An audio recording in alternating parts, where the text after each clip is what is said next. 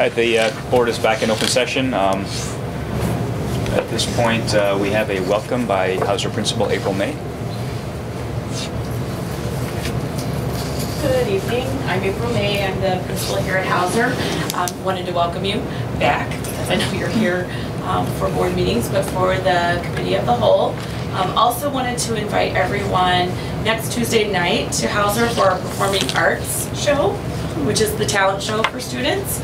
And then next Wednesday night is our spaghetti dinner that PTO sponsors along with our book fair, which will be right here where we're all sitting, is next Wednesday night. So you can bring your families out, have dinner, maybe pick up a good book, and get home. If you have a 7th grade son or daughter, they'll be going off to Springfield on Thursday of next week. So welcome and enjoy the evening. Thank you, Ms. May. Thank you. At this point, is there any public comment?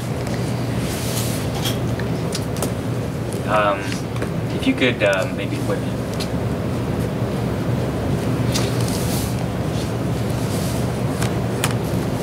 If you could state your name and address, I appreciate it. Good evening. My name is Mary Summers. I live at 387 Shenstone in Riverside.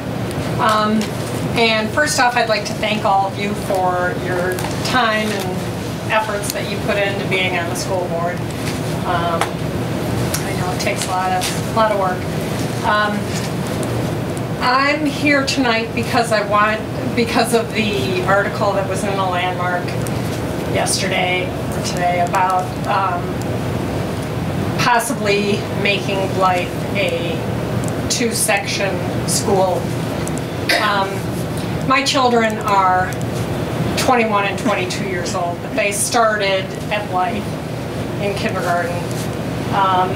Love Blythe Park, love Hauser,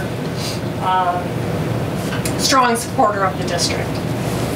In 2001-2002, I was on the long-range planning committee, which was formed to deal with the large class sizes and the crowding at some of the schools. Blythe at the time was bursting at the seams. Yeah. It had 2 sections of what I can recall, kindergarten, 1st, 2nd, I don't know if 3rd was, 4th was a huge class, and the reading specialist was having to pull students out and work with them in the hallway. The students were having to eat lunch down in the basement of Blythe, which was at that time a dungeon. They were talking about having to do art on a cart in the future because they needed to take the art classroom and turn it into a classroom. And the decision was made to flex the boundaries and move students from the schools that they started at to other schools so that they could get Blythe back to 1 section and not be so overcrowded, and get the class sizes at Central and Ames down. They were large.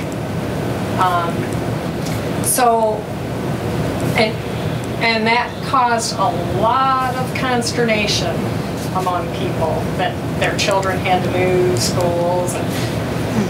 But I think in the end it worked out well because class sizes were able to come down. So I'm concerned about the thought of turning Blythe into a 2-section school again, and the thought of losing the auditorium at Blythe. It was used a lot for bringing in special programming for concerts, different activities in the evening for families, and I don't see how that would make a good or adequate classroom. So I caution you to, when you're thinking about those things, to Appreciate your comments. I think I read the study that you guys came out with back in 2001, and I think you reduced the size of Blythe from 187 down to 120 something. Right. Which was, it's interesting because what we're talking now would go the other way. I know. So it is interesting. I feel like if it's okay with the board, I'd like to just make a statement about the landmark article, which I'm sure it was accurately reported, but I think perhaps when I spoke at some of the meetings I didn't express myself clearly, which is that the idea of the auditorium, converting the auditorium into extra space, is just an idea at this point. There are obviously a number of downsides to that. I don't think we have settled on any plan for that. And I have spoken to people subsequently, like yourself, in the Blythe community, who have expressed, that the auditorium is used, and it's every school has something like an auditorium, not necessarily as nice as Blythe's, but so I think that's it's very far from. That's something that is an idea that we're talking about, is one idea out of many, but I would not be concerned, at this point that anything is imminent. And the other thing is that, with respect to Blythe, I think that the ideas we're talking about there with adding sections, we wouldn't move any students, as far as I understand what the board is discussing, who are already at another school. It would be a gradual adding. If we did this, it would be gradually adding sections, which I think was the outcome of your flexible boundary plan, which was that Blythe was not run as a full 2-section school, but was run at 1.5 or 1+3, 1+4, pretty much from that 2000 up until 2015. So it'd be more, at least in the initial stages, it could be something along that line, like was run, maybe even when your kids were there. So anyway, that's just to clarify some points. I think that maybe we're not as clear in the landmark as they might be. So, but thank you very much for your comments. Okay. Appreciate that. I guess, talk to some of the teachers who have been there. Talk to some of the people who have been in the district a long time. Yeah. And, get their input on that. No, absolutely, absolutely. Okay. Thank you Thanks very much. Thank you. Is there any additional comment then? If not, then does anyone have any proposed changes to the agenda? I think there's one item that we are going to defer until the next meeting, which is a possible later start time at Hauser. To give the administration a chance to do some further analysis of that possibility. So if there are no further changes or no proposed changes, then we move right into the committee meetings, and the first committee meeting is Finance Committee. Thank you, Jeff. We've got some fairly large topics to cover here, so we're going to dive right into it and begin with the audit presented by Eder Casella. If you could approach the microphone.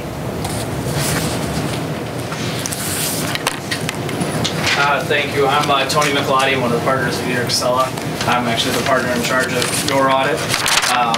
So I've seen some new faces on the board, so I'm going to kind of go through the process of the audit, what's the goal of the audit, and then kind of walk you through the audit report. For some of the existing board members, it might seem like a little repetitive from last year, but I'd like to keep the new board members informed. So I'm sure all of you have read the audit cover to cover. The first thing in the audit report is the opinion letter. And that basically says what our responsibilities are as the auditor, what management's responsibilities are, and then expresses our opinion on the financial statements as a whole. So you guys received a clean opinion, which is the best opinion that you can receive. Our job for the audit is to make sure that your financial statements aren't materially misstated. So we don't look at every single transaction. We do testing basically on a sampling basis. We tie out a lot of balance sheet accounts, revenue accounts, expense accounts, but we're not looking at everything. We may come across stuff that may lead to other things, but that's not the goal of the audit, is to look at every single transaction. As a whole, are your financial statements free of any material misstatement? Okay. Then the next part, starting on page 6, is management discussion and analysis. This is actually, if you're going to look at one of the parts of the audit, this is a good part to read. It's a narrative of the financial statements, walks you through what caused some of the big changes, what were differences between budget and actual. There's some explanation in here, so not a bad section to read. It also summarizes your long-term debt, your fixed assets, so I would recommend reading through that. Then what you're going to get on page 13, starting on page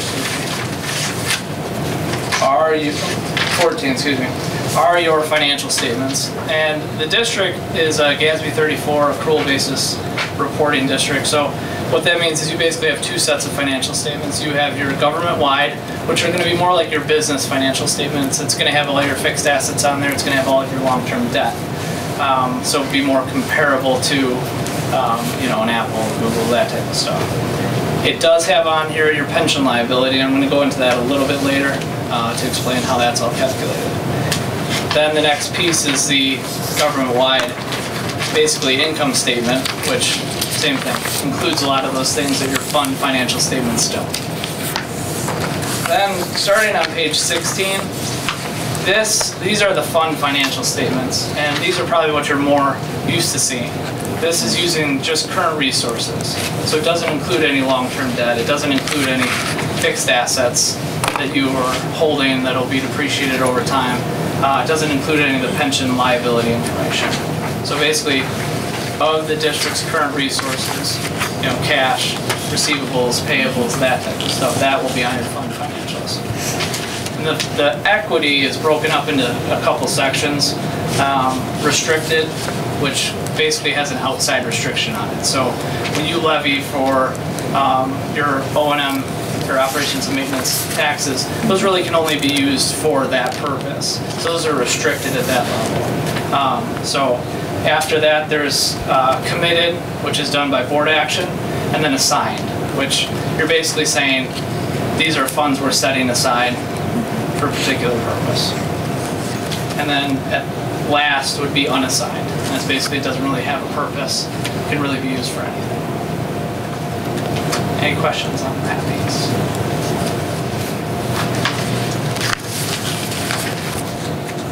Then starting on page 22, these are the notes of the financial statements.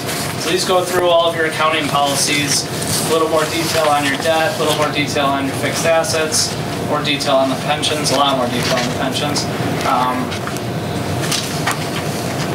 This is a lot of good information, but it's a lot of information.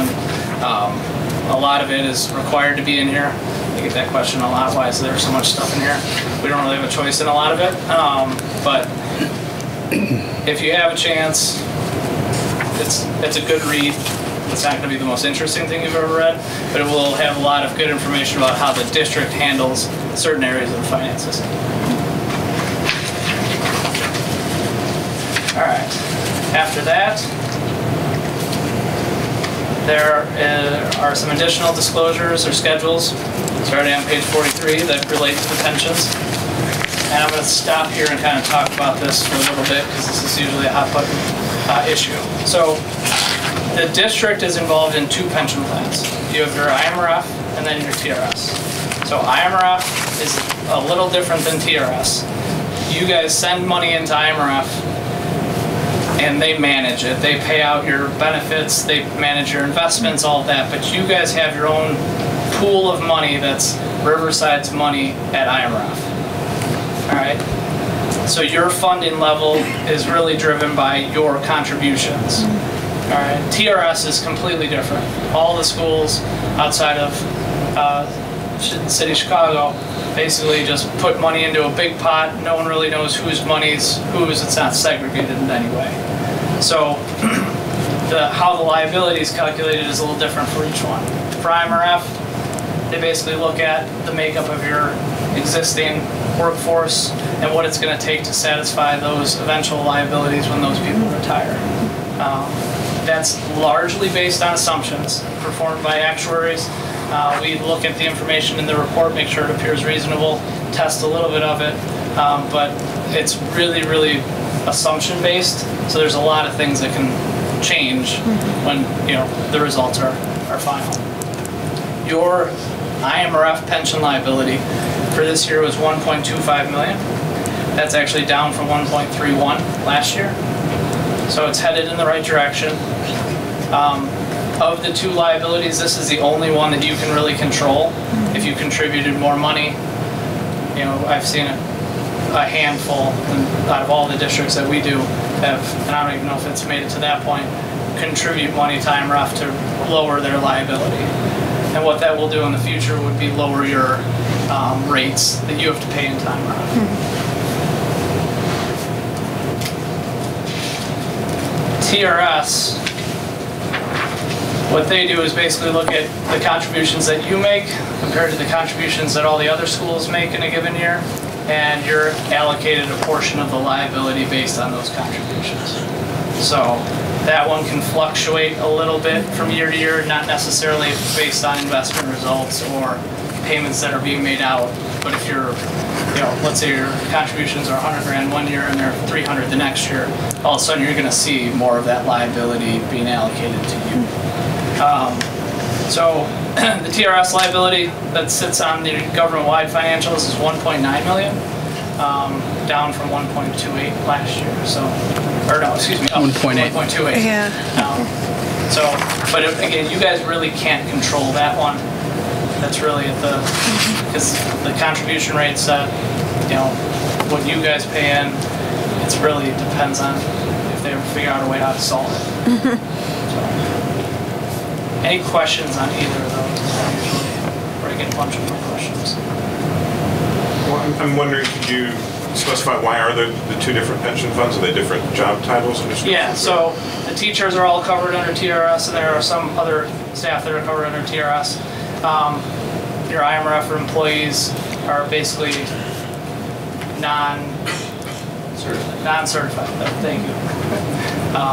So that's just what pension you fall under. And in the notes of the financial statements, it does talk a lot about TRS and IMRF, you know, what it takes to get benefits, how many members you have under each one, what it takes to be in the plan, what are the requirements, how many hours you have to work, that type of stuff. So that section, which starts on page 30 with TRS and then IMRF right after it, does have a lot of really good information.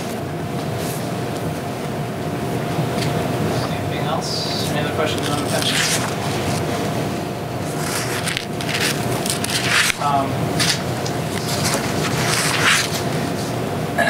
The other thing I wanted to cover was the management letter.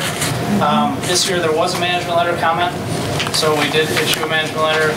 Last year we did not, so I wanted to kind of expand on that a little bit. So the management letter, which all of you should have received, talks about a financial statement adjustment. Yes. So basically what happened is when we got out here to do the audit, and when the final audit report was issued, there was a significant material change in those two numbers.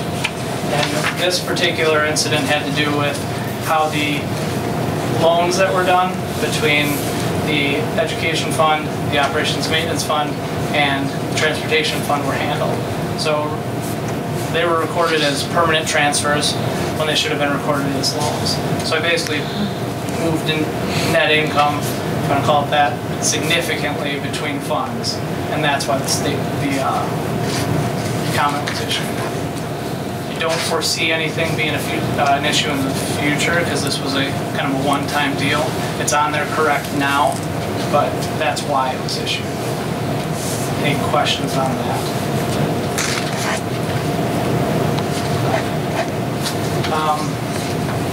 As far as the AFR goes, which is your annual report that's filed with ISB, you guys received a 4.0, which is recognition level. You guys have maintained that for the last 3 years. That's basically a ratio that they put together that factors in number of days of cash on hand that you have, fund balance, and revenues over expenses, and a lot of things like that. So you guys have maintained that 4.0 recognition. Great. So it was a pleasure working with all the staff at the district. Rob, Linda, if we needed anything during the course of the audit, we were provided quickly, accurate information. So I wanted to give a kudos to the accounting department, and it's been an absolute pleasure working with everyone here.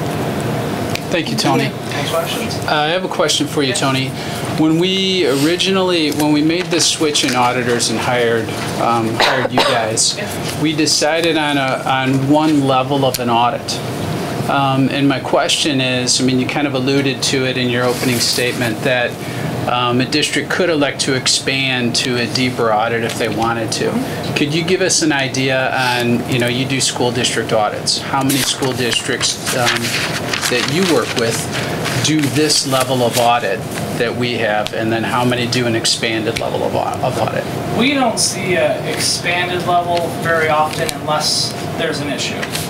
So, which then will come in and do basically agreed upon procedures. So I think our audit total, school district audit total is, for our firm as a whole, is right around 100. And most of those are just getting the level that you guys receive. And again, we can always come in and test additional items if something arises, or if there is an issue that the board suspects that they want investigated further. That's really outside of the scope of the audit. It's usually, additional services and that type of stuff. But we do those, I don't want to say on a fairly regular basis, but we definitely have done a decent amount of them over the years. Does that answer your question? It does, thank you. Any other questions for Tony? Thank you. Well, thank you guys. Great, thank you, Tony. All right, so our next topic is the Master Facilities Plan. And for this, we'll turn it over to Carrie to give her presentation. I feel like you might have saved up questions for me. Sneaking suspicion. Hey, good evening. And I'm excited to be here tonight. This has been a long road, and we are at a nice juncture here where we're presenting a draft to the school board, and we've made a lot of progress. I want to talk to you briefly about what's included in that at a very high level. I don't know how many of you have had the opportunity to take some time to look at that yet. So, and I hope that you have, and we'll go through a little bit what it entails. But again, I would like you to take this time to digest this after this meeting, and then follow up again in the future with our next steps. But tonight, really wanted to talk to you about what's included here, the organization of it all, and really what it all means. So we begin with the executive summary, which I feel covers a lot of that in great detail. So if you're going to spend some time, I would spend some time there with the executive summary and really trying to put in place exactly what this report means. It goes through all the detail that we did, the top-down review, look at it from an operations and maintenance standpoint. That means whether we're replacing the carpet in this room or the ceiling tiles, the door hardware, that's in this report if we think that should happen over the course of the next 10 years. Also in this report are the life safety items that were done by your previous architect. So that's incorporated into this. And then additionally are the capital improvements that have been discussed. And those capital improvements are just ideas at this point. They're just food for thought. As architects, we like to take a look at all the possibilities before we go to the one solution. And that's very important. So you need to look at every realm before you decide on the best route for you and your community. We've also had some community engagement, worked with your staff, your students. Some of your students even wrote me letters talking about what they'd like to see change in their building, which was great. Very articulate students. And they are, anyway, you have a wonderful group here and a wonderful community, and looking forward to our next steps together. But basically what this plan states is that we still have a lot of work to do. We need to come together and prioritize all these items. Because at first glance, it looks like there's about 28 million you could spend money on. That's not what we're suggesting. Okay, I want to be very clear with that. What we're suggesting is that there are things that you need to plan for fiscally, right? This is a planning tool. It's also a living document, and that's important, right? This is something that may change over the course of the next decade. In fact, most of our plans do.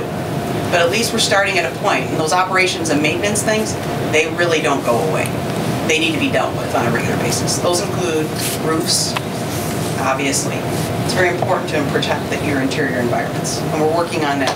We'll talk about life in a little bit. But those are things for consideration in the future. Also, you need to take a look at that list of the report summaries of the summary of projects for future consideration. It was already presented and talked at your school board a few months ago and in great detail. And I think you took a stab at prioritizing that at that time. It's time to revisit that while you're looking in total of every cost now that we're identifying. And there will be surprises along the way, things that come up, they always do. That's why there's contingencies involved in these numbers as well. That's why there's architecture and engineering fees. Some of these tasks may be done by in-house, some maybe you might ask us to do. That's up for discussion at a future date and as needed. Okay, so that's really important to know. Any questions about the overall plan?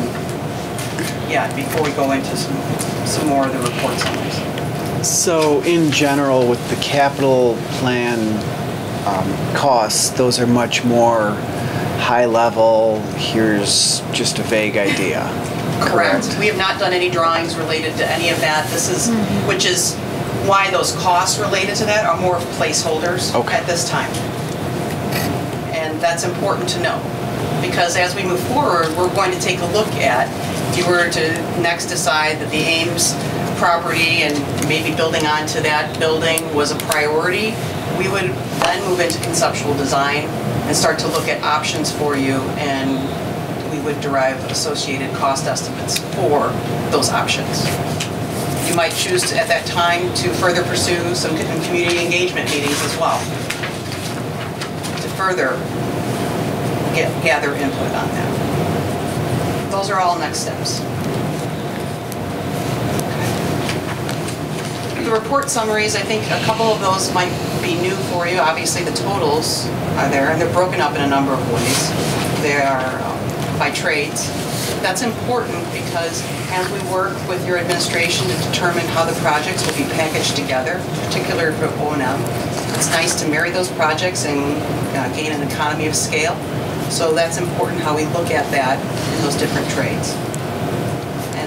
There's a number of ways that we can break this up. We have a software that's customized to do that, and it's very helpful. So when I'm working with Rob and Bill in the future to talk about summer projects, that's something that will be useful.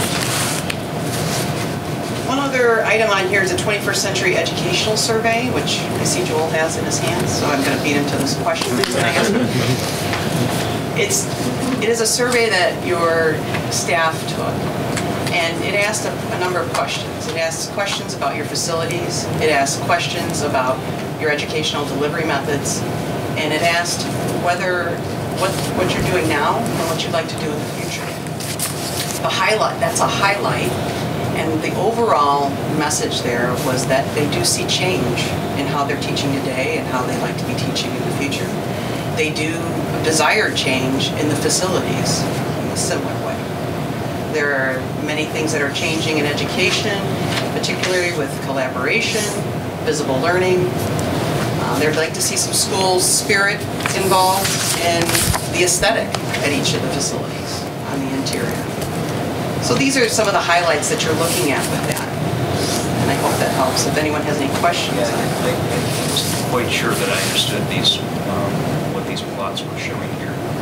It's just showing that it's the now and then the future. So they would like to see a change. So that delta. So they're obviously in the bar chart that shorter bar is saying that that's where they ranked.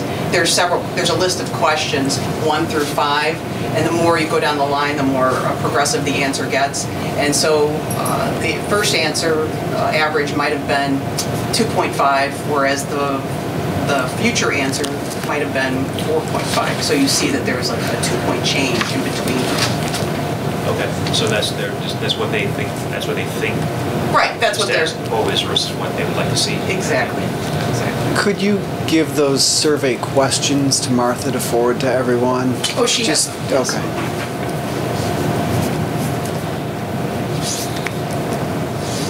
So these are more, the graphs, as you said, express more what the general staff desire is. Yep. It's a way for us to get a baseline of where you're at right now and then what you're seeing in the future. It's also a nice tool to see how your administration lies with the different buildings and different staff members. It was anonymous, so there's no names included. It's just truly just a blanket survey, just another way of analyzing your district and understanding how your facilities may want to change in the future as you make these improvements. This will come into play later on. Say we were to put an addition on Ames and what that addition might look like.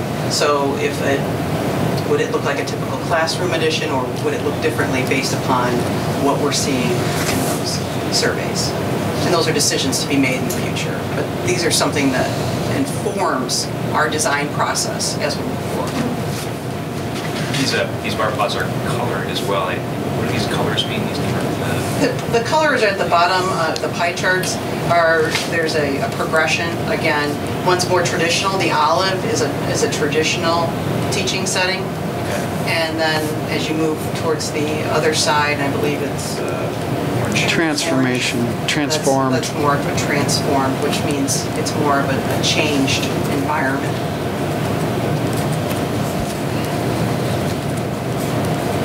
Again, these are all things that we need to discuss in detail, but it gives us a good barometer of where you're at. So I think that was one of the nuances to the course. I just wanted to take a moment to briefly discuss that. And then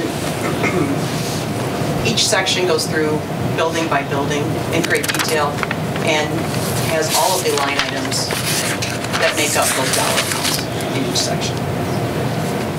And they're all categorized in those particular categories that I mentioned earlier, the rationale, which is the operations and maintenance, which the acronym is O&M, and then the capital improvements, which is CAP, and life safety is LS.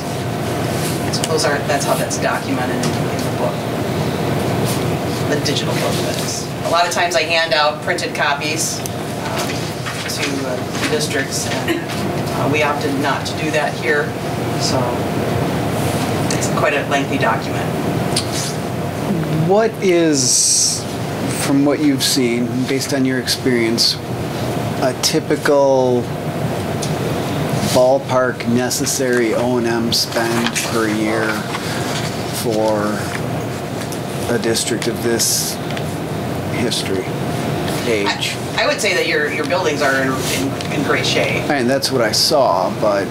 Yes, I don't feel that this is a heavy amount of money allocated for that. I think you've done a good job of maintaining your facilities. And I definitely have seen worse. There is no great standardization for this. It depends on the age of the buildings. And your buildings are obviously up there in age, so it's great. It's a true testament to your maintenance staff, to how you're upkeeping your facilities. The challenges that you see here in your facilities are the architectural limits that you have, the small corridors at Hauser and things like that. Tough to deal with, but as we move forward and have options for design, we'll see if there's anything that we can create synergies with to solve some of those problems. So this is a pretty weighty document, and it's one that I'm actually very pleased that the district has in hand right now, for a couple of reasons. It identifies what our needs are in the next 10 years, and that's a document that this district hasn't had for quite a while. So it's something that Rob is going to be able to use, and Martha and her team are going to be able to use just from budgeting purposes. You know, and as Carrie said, this document's going to evolve a little bit, but there's a great deal of detail in here that's going to be very useful to the district going forward. So I want to thank you for that, Carrie. It's been a pleasure working with you so far. Any other questions for Carrie? So we're talking about, in terms of on that brief item then, for just the operation and maintenance was $8 million, you said, over a 10-year period, so figure about $800K a year. without worrying about inflation? Is that Some projects are bigger than so others. it's going to be on Right. average 800K? We need to dissect it a little more, I think. We need to dissect. I don't think that amortizes out evenly over 10 years. No, not quite. Yeah. Yes, with inflation, certainly we have to factor that in depending on how fast you do the projects. And some are not due for another 5, 6 years. So.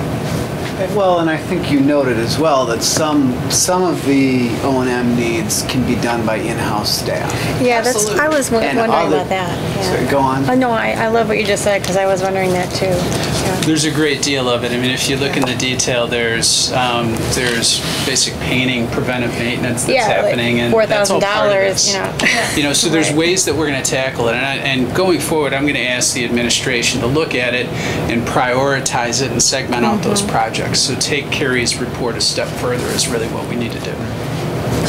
But having it all compiled together gives us a really good foundation of moving forward into some of the capital improvement projects, because now we know what our O&M costs are roughly going to be over the next decade, which gives us a really good idea of what we can spend and what we can do to improve the issues that we have.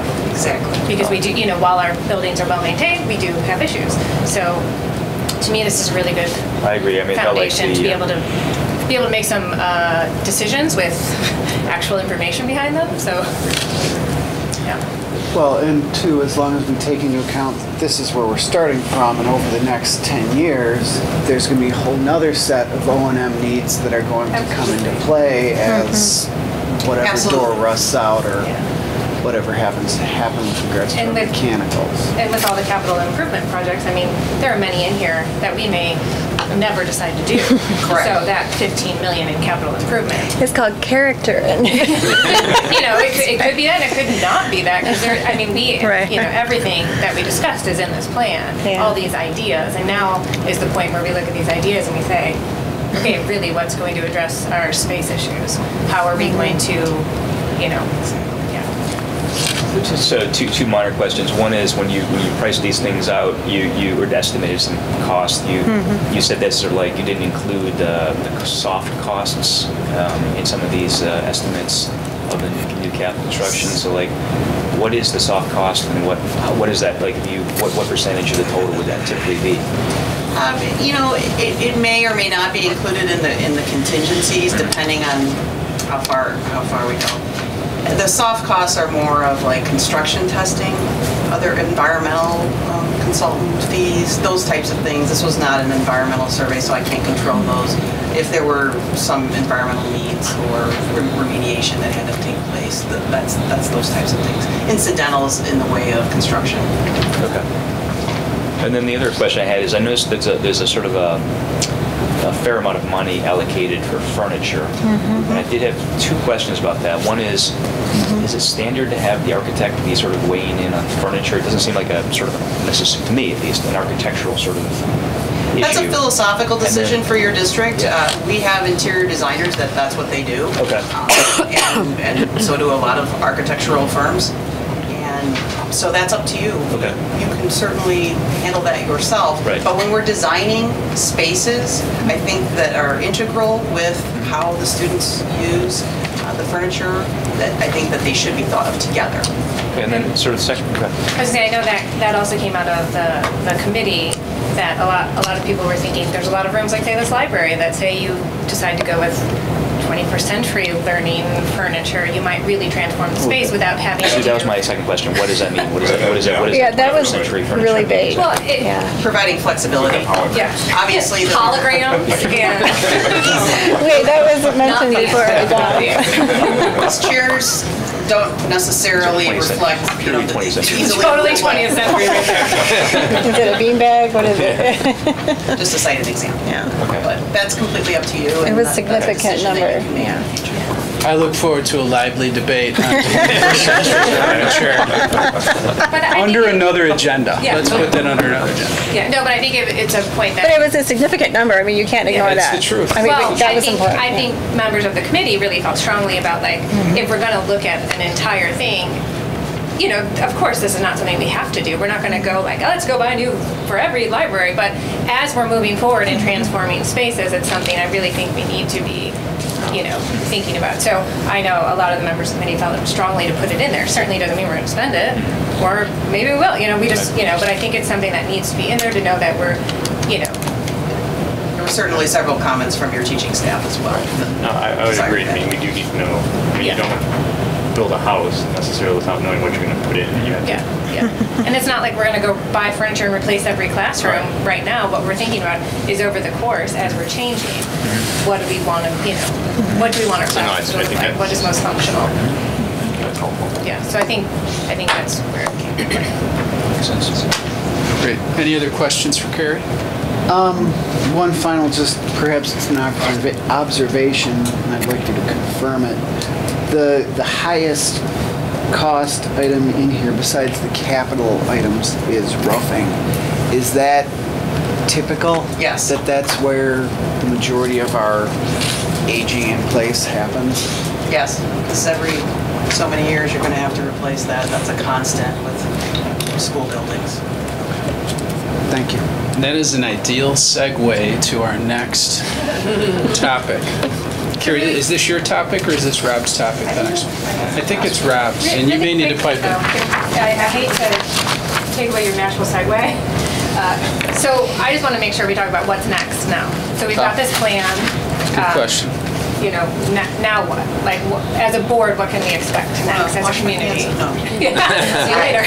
We are here for you to advise and have further discussion as needed. Ideally, what needs to happen is you need to prioritize projects you want to see moving forward. They are just ideas at this point, so we want to take them a step further and create conceptual designs.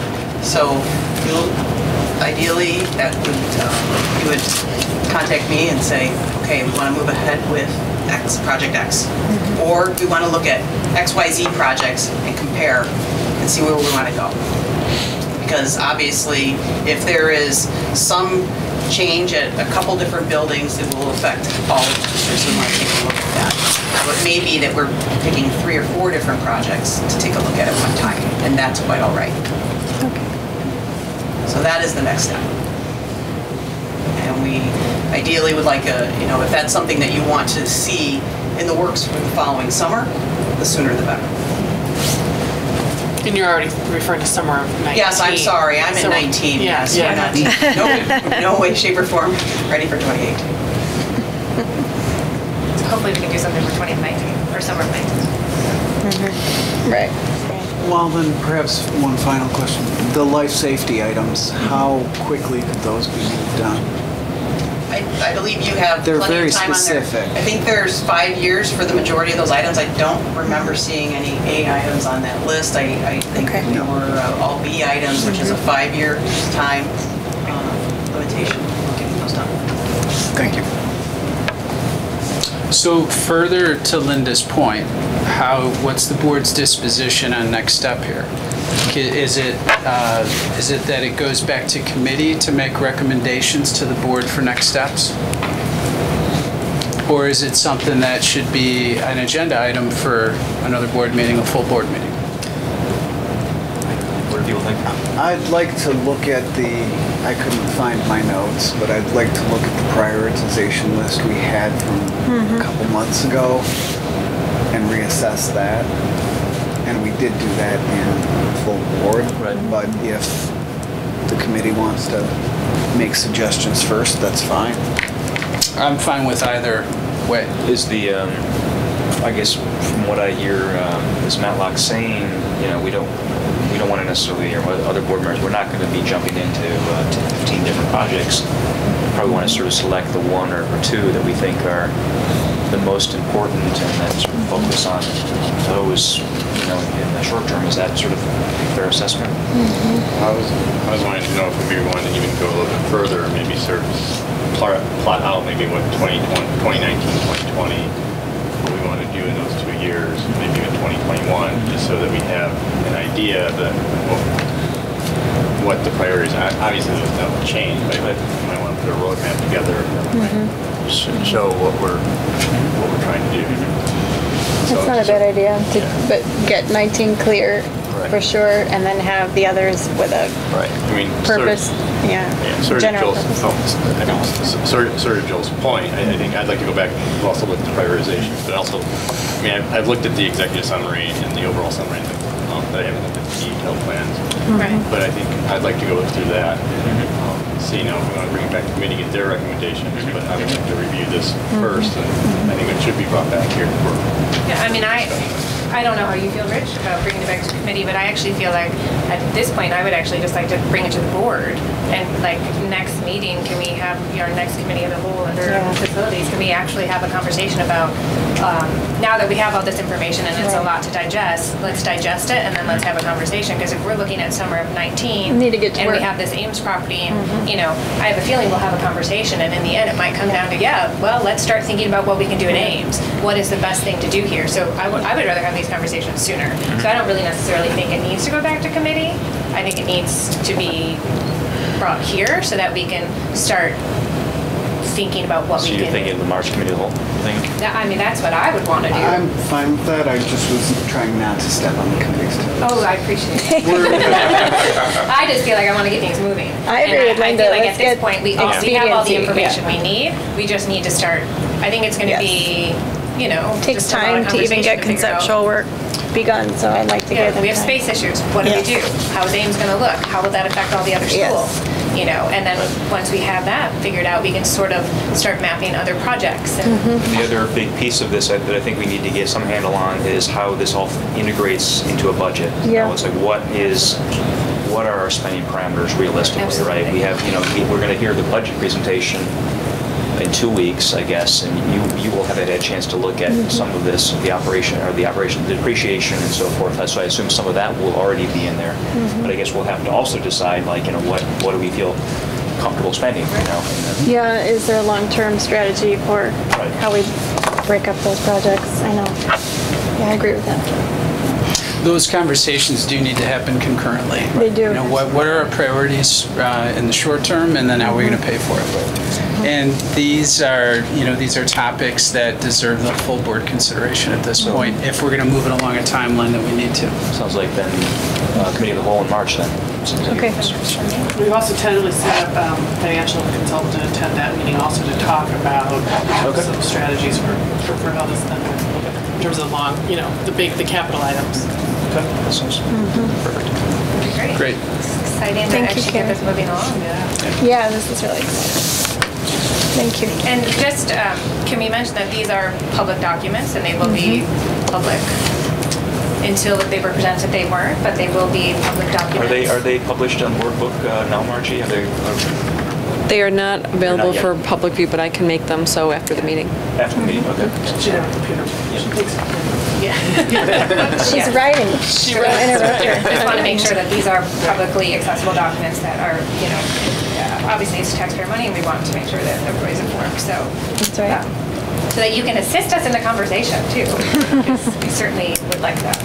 I think, to Rich's point, I have actually read through most of it, and you go into great detail on where things can be fixed, and thank you for that. Thank you very much. Thank you very much. Thanks, Carrie. Thank you. All right. Rob, you're on. Talking about Blythe Park roof update. So tomorrow night, Carrie, Mark, and I will be going to the Village Preservation Committee, and we will be bringing a certificate of appropriateness. Basically, what it's going to do is tell them what we plan to do and what the plans are. Currently would be a base bid of replacing the roof in kind, and then one of the issues that has been noted is that you have the roof, but then there's valleys in the roof that collect water above some corridors.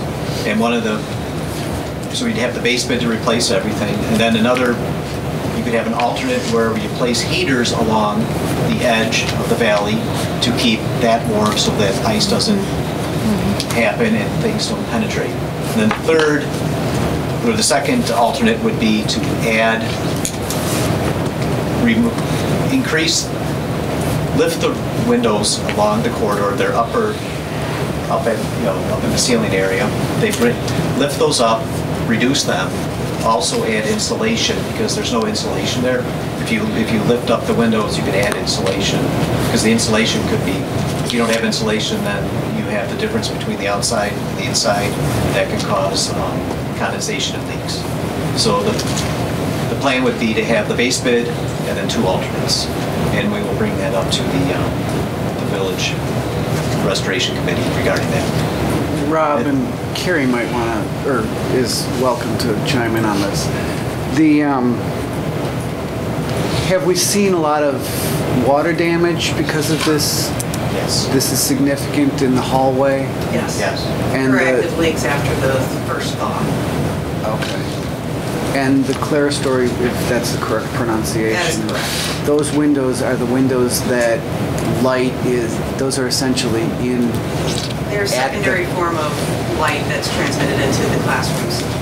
And how would lifting those affect the quality of the light in the classroom and the, character of the original design? You have outside windows, so there's plenty of light. Right, This I know adds that, just but- extra light and reduce it by 6 inches. 6 inches?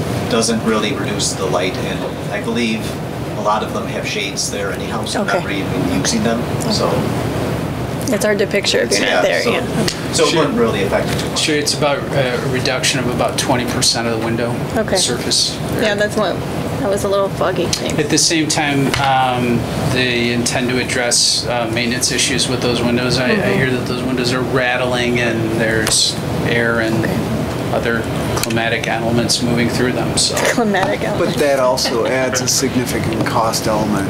It absolutely does. It does, that's It's going to gonna be be- an that's why Right. it's an alternative. So you can Right. look at that, hopefully, when you go out to bid, you get a strong market for that, and Okay. it's very competitive. Okay. All right, any other questions about Blythe Park roof? Was it specifically, or most likely the cost is the reason some of these improvements haven't been done in the past? Well, this was under consideration, just in my experience, for a couple of years, but we've delayed it for various reasons. I believe one of the reasons was it didn't go out to bid. We felt early enough as a board, and we wanted to just reconsider it under Carrie's direction. So that's why we're bringing it up now. But that roof, off the top of my head, is about 3 or 5 years past useful life, and we've just been doing all the necessary maintenance to that roof to keep it as leak-free as possible. So it's time to redo it all. Oh, I see the 6 inch here. I apologize. It's in the document. Thank you. It's actually noted in the long-range plan. Yeah, I as well, know. and you can see the I just didn't know how it would affect the kiddos. It's hard to get that in a document, but figures. Sure. yeah. Great. Any other questions? All right. Joel messed up my agenda here. So let's see here. We're moving on to. So we have this is again your topic, Rob, on the Repton Road demolition. Yes, we have the MOU from PLE Architects, and it outlines what their fees would be. It's based on time and materials. And just some of the things that pass for the demo would be restoration design to be submitted to the village for their request, and a letter specifying the fact that the building cannot be rehabbed.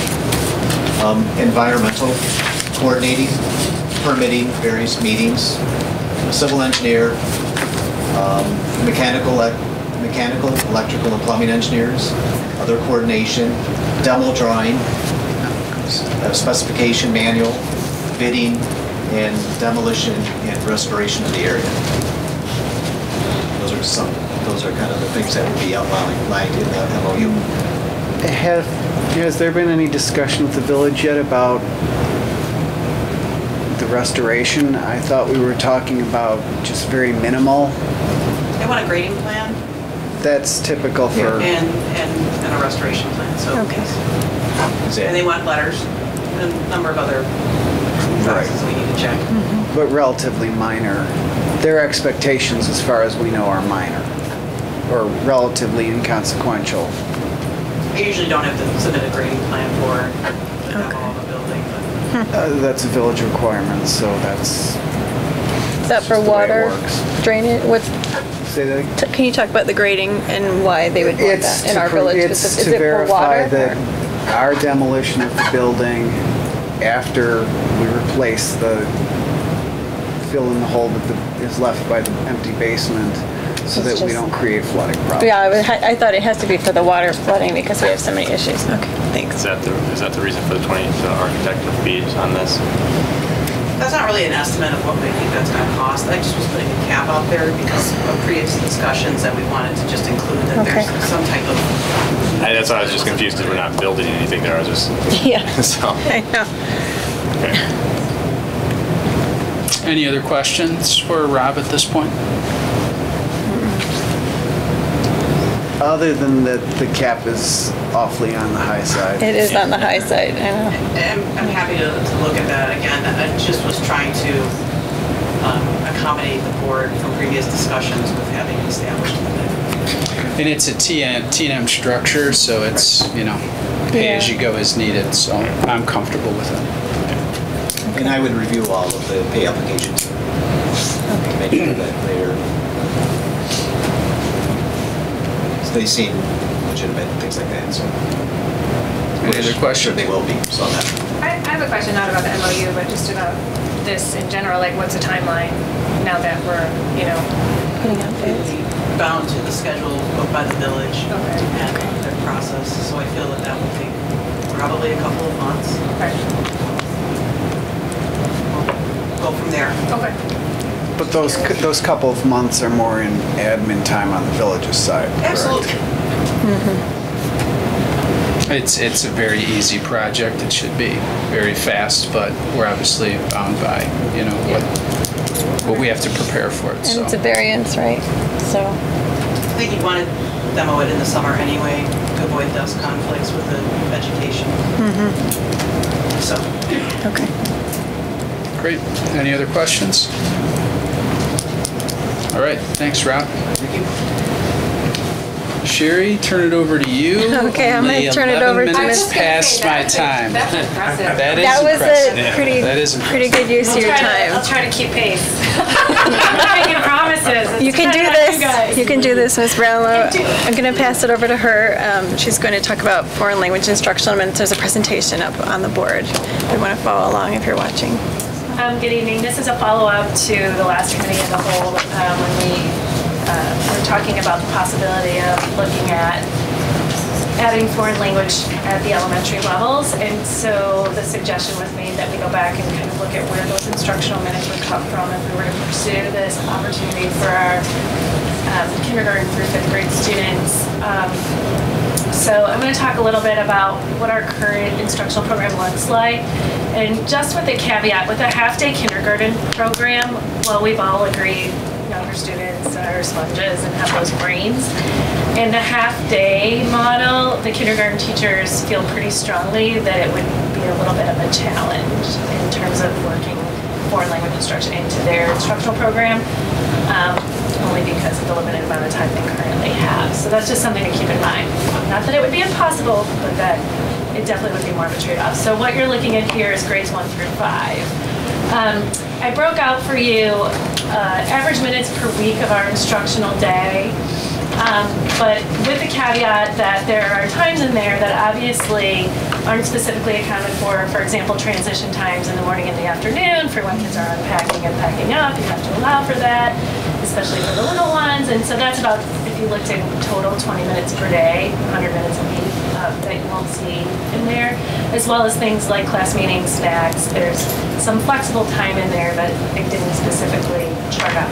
So I really looked at the core content instruction as well as the specialists and how much time is being spent in those subject areas per week.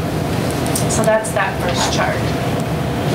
There's two scenarios that I put together for you. One is looking at foreign language instruction just one time per week for 30 minutes a week, and that's scenario 1. And in looking at that and meeting with leadership teams and talking with principals, we feel like we could reduce the social studies science block, mostly obviously the social studies piece, because culturally those standards can somewhat be incorporated into foreign language instruction. There are some standards there that we can weave in. And then we would take another 15 minutes from teacher-directed PE, where we currently have it 3 times a week for 15 minutes. We would reduce that by 1 day per week. And that's where that 30 minutes would come from in scenario 1. In scenario 2, we could go to 60 minutes per week, or 2 times a week for 30 minutes, if we wanted to go and remove 15 minutes from the language arts block, which in theory could also be traded out in scenario 1 from social studies. Again, language arts standards, speaking and listening can tie into foreign language standards, and so we can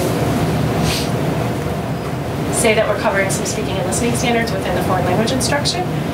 And then we would, to get to 60 minutes, we would still need to take the 15 minutes from the social studies and 15 minutes from the PE, the teacher-directed PE, 2 times a week. So we would have to reduce 2 days of teacher-directed PE. So that would leave 2 regular PE periods and 1 teacher-directed PE if we were to go to 60 minutes per week.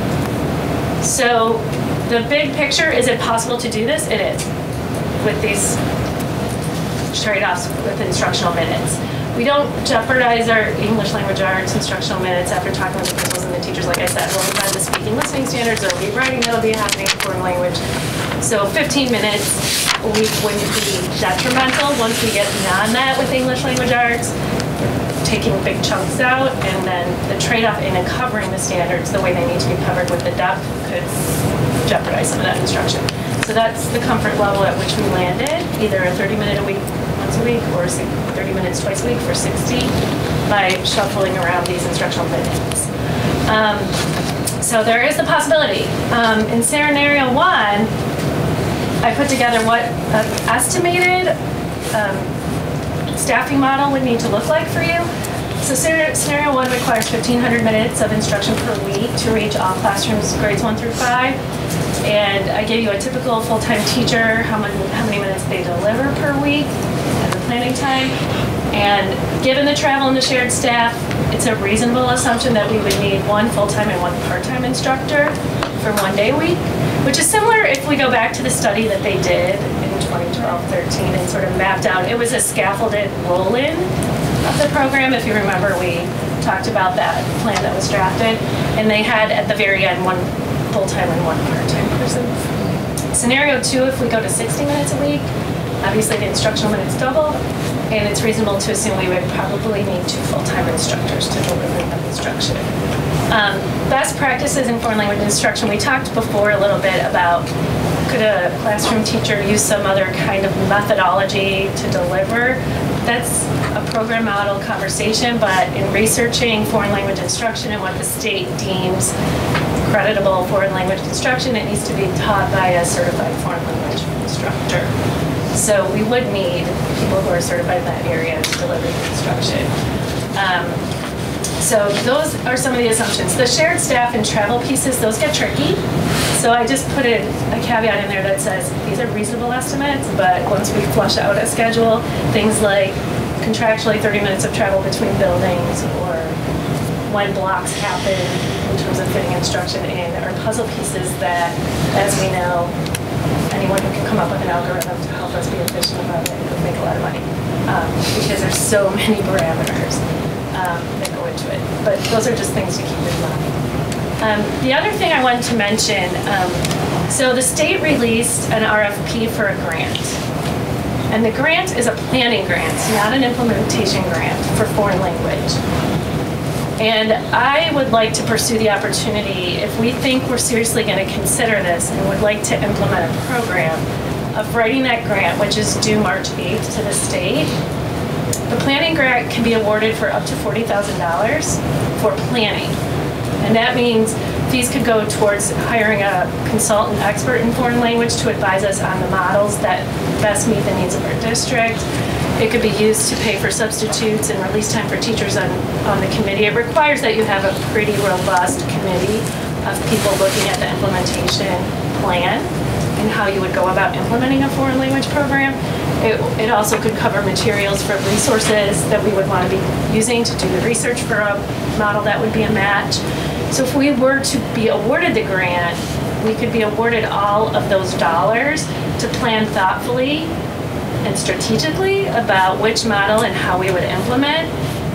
So I would like to take a shot at requesting the funds to do that and to take it. Not that we wouldn't take a year of thoughtful planning anyway, but if we could fund it through the state, then we would be eligible to also apply for an implementation grant. And you're more likely to get the implementation grant if you do the apply for the planning grant. And Sherry and Mrs. Cliver's had some experiences with that too. The implementation grant, it can be awarded up to $100,000, and it's a 3-year phase out. So they expect that in the 3 years of implementation, you would, as a board and a district, pick up the fiscal responsibility as the state phased out their fiscal contributions to the program. So there's some opportunities for funding in there if we can, get the grant, which I'm hoping we can. Again, it all depends on who applies, right? So they do look at needs of districts, but I looked at who's been awarded grants, and it all depends on the year. Lake Forest earned a grant for expanding their foreign language program. So it all depends on who applies and what the requests are and what the pool of money is on who gets awarded the grants. So I think it's worth a shot. There's some high-performing, high SES districts who've gotten grants.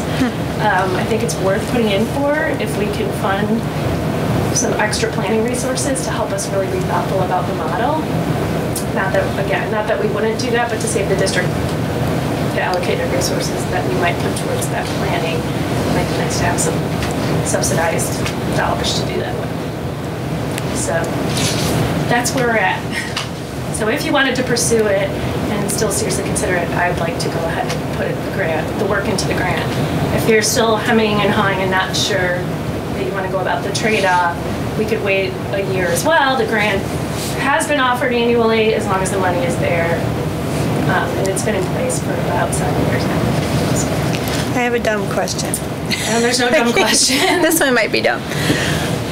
Could a certified foreign language teacher teach foreign language through teacher-directed PE? If they were also certified, well, through movement, which is a big deal now because it enhances learning. So I'm thinking outside the box. Can you cover two stones with one person? I mean, if we had a curricular model that would say that which we could plan for with the grant. That could be something that could be in the investigation. I don't know. It was just a weird question I had. I would say, I mean, I don't know. Can you learn a language when you're moving? Here's what I will say. Sure. Maybe at the grades 1 and 2, there's models out there that might adapt themselves for that, because physical movement, we know multisensory approaches. Yeah, I'm just thinking, when I took my language classes, I would have been awesome, but I don't know about 4th and 5th. Obviously not writing, I don't know if there's curricular models for 4th and 5th that say that approach would be the best. Right. I'm not saying the entire day they're jumping around. There might be some that incorporate movement. I think definitely. I'm just thinking if you're looking for minutes. Being creative and outside of the box. Yeah, that's what we have to do. That's what we do here. So that's why a year of planning, if I could get the grant, would be awesome, because we can be really thoughtful about what that would look like. I did ask the question, because the assumption is if they give you the planning grant, you're intending to implement a foreign language program. It's not, oh, you apply, you do your planning, and you're not committed to executing a program. But I did say, worst case scenario, you give us the grant, we spend a year, and we do everything we say we're going to do on our RFP, but then the board looks at it fiscally and says, whoa, to really do what we want, we just can't commit those dollars, or whatever. We have a catastrophic facility event that eats our funds away, and we don't have funds for the education piece. We have to transfer, whatever. They said, as long as you've covered everything in your RFP and with good faith and good intent, there's no penalty. But obviously, the intent is that you'd implement. So that's sort of the question I have out there. If your intent is to want to implement, then I would like to try to go after the grant. And you don't have to rush the decision. You could say, we still need to think about it, and then we could apply for the grant the following year. It just delays sort of the whole process. A question about so if we were to go down scenario 1 or scenario 2, so 30 minutes per week or 60 minutes per week, let's suppose we had students starting out when they were, I don't know what you're talking about, kindergarten or first grade, first grade, and they go through this for 5 years, maybe, I don't know what they do in 6th grade, but they get to 7th grade when we offer full sort of everyday language class currently. we take a student that's gone through this every day, or in 60 minutes a week or 30 minutes a week for the last 5 years. We take a student that's never seen the language before, ever, let's say. We put them in the same class of Spanish or French or whatever we offer. Is the student that was in there 60 minutes a week for the last 5 years, are they going to seriously outperform the student that just starts from scratch? Not necessarily. I think as we ask RB questions about who's taking foreign language at the middle school level in a robust way and who hasn't, and the outcomes at the end, it's variable by student. On average, would you expect them to sort of to outperform? Would you expect that after a month they're going to be more or less at the same spot? From my perspective, for this amount of time, I don't suspect they're going to be outperforming them at huge levels. I have a daughter who has Spanish, who's a 7th grader now, and she had Spanish 30 minutes a week for her whole entire, from kindergarten through 5th grade. And she's doing really well. She's maintaining an A in her class and doing really well, but there's students who did not have Spanish for 30 minutes a week that came from other schools that are doing it. I asked her the same exact question just because I was curious. There's students in there who didn't have Spanish until middle school who are doing equally as well because they were invested in learning the language when they got to middle school. I mean, I agree. It seems hard that you're going to really learn all that much in 30 minutes. Depends on what your goal is.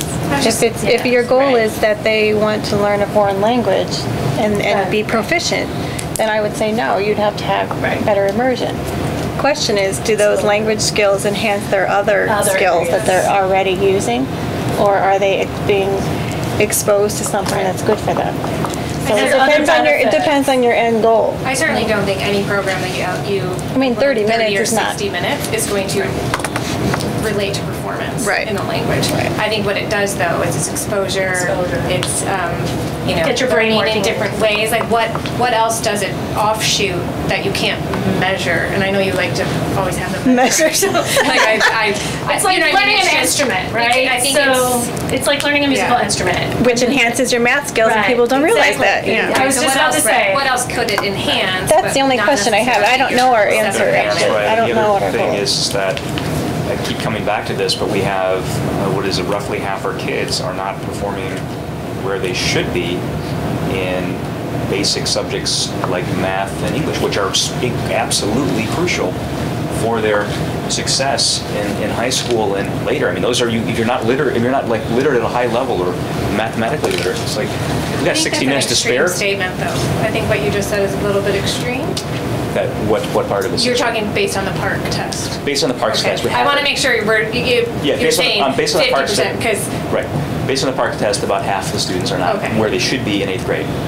On the PARC, using the PARC method. Okay. Which is a very I think when you say that statement, we need to make sure what we're saying because otherwise it makes it sound like thanks very much. Yeah, I'm using the PARC measure. And by the way, that's not. I'm not saying our district is an outlier. Exactly. Well, that's why I just wanted to give some context to your comments as I see Bob writing over there. Absolutely right. Our students are doing really well. I know.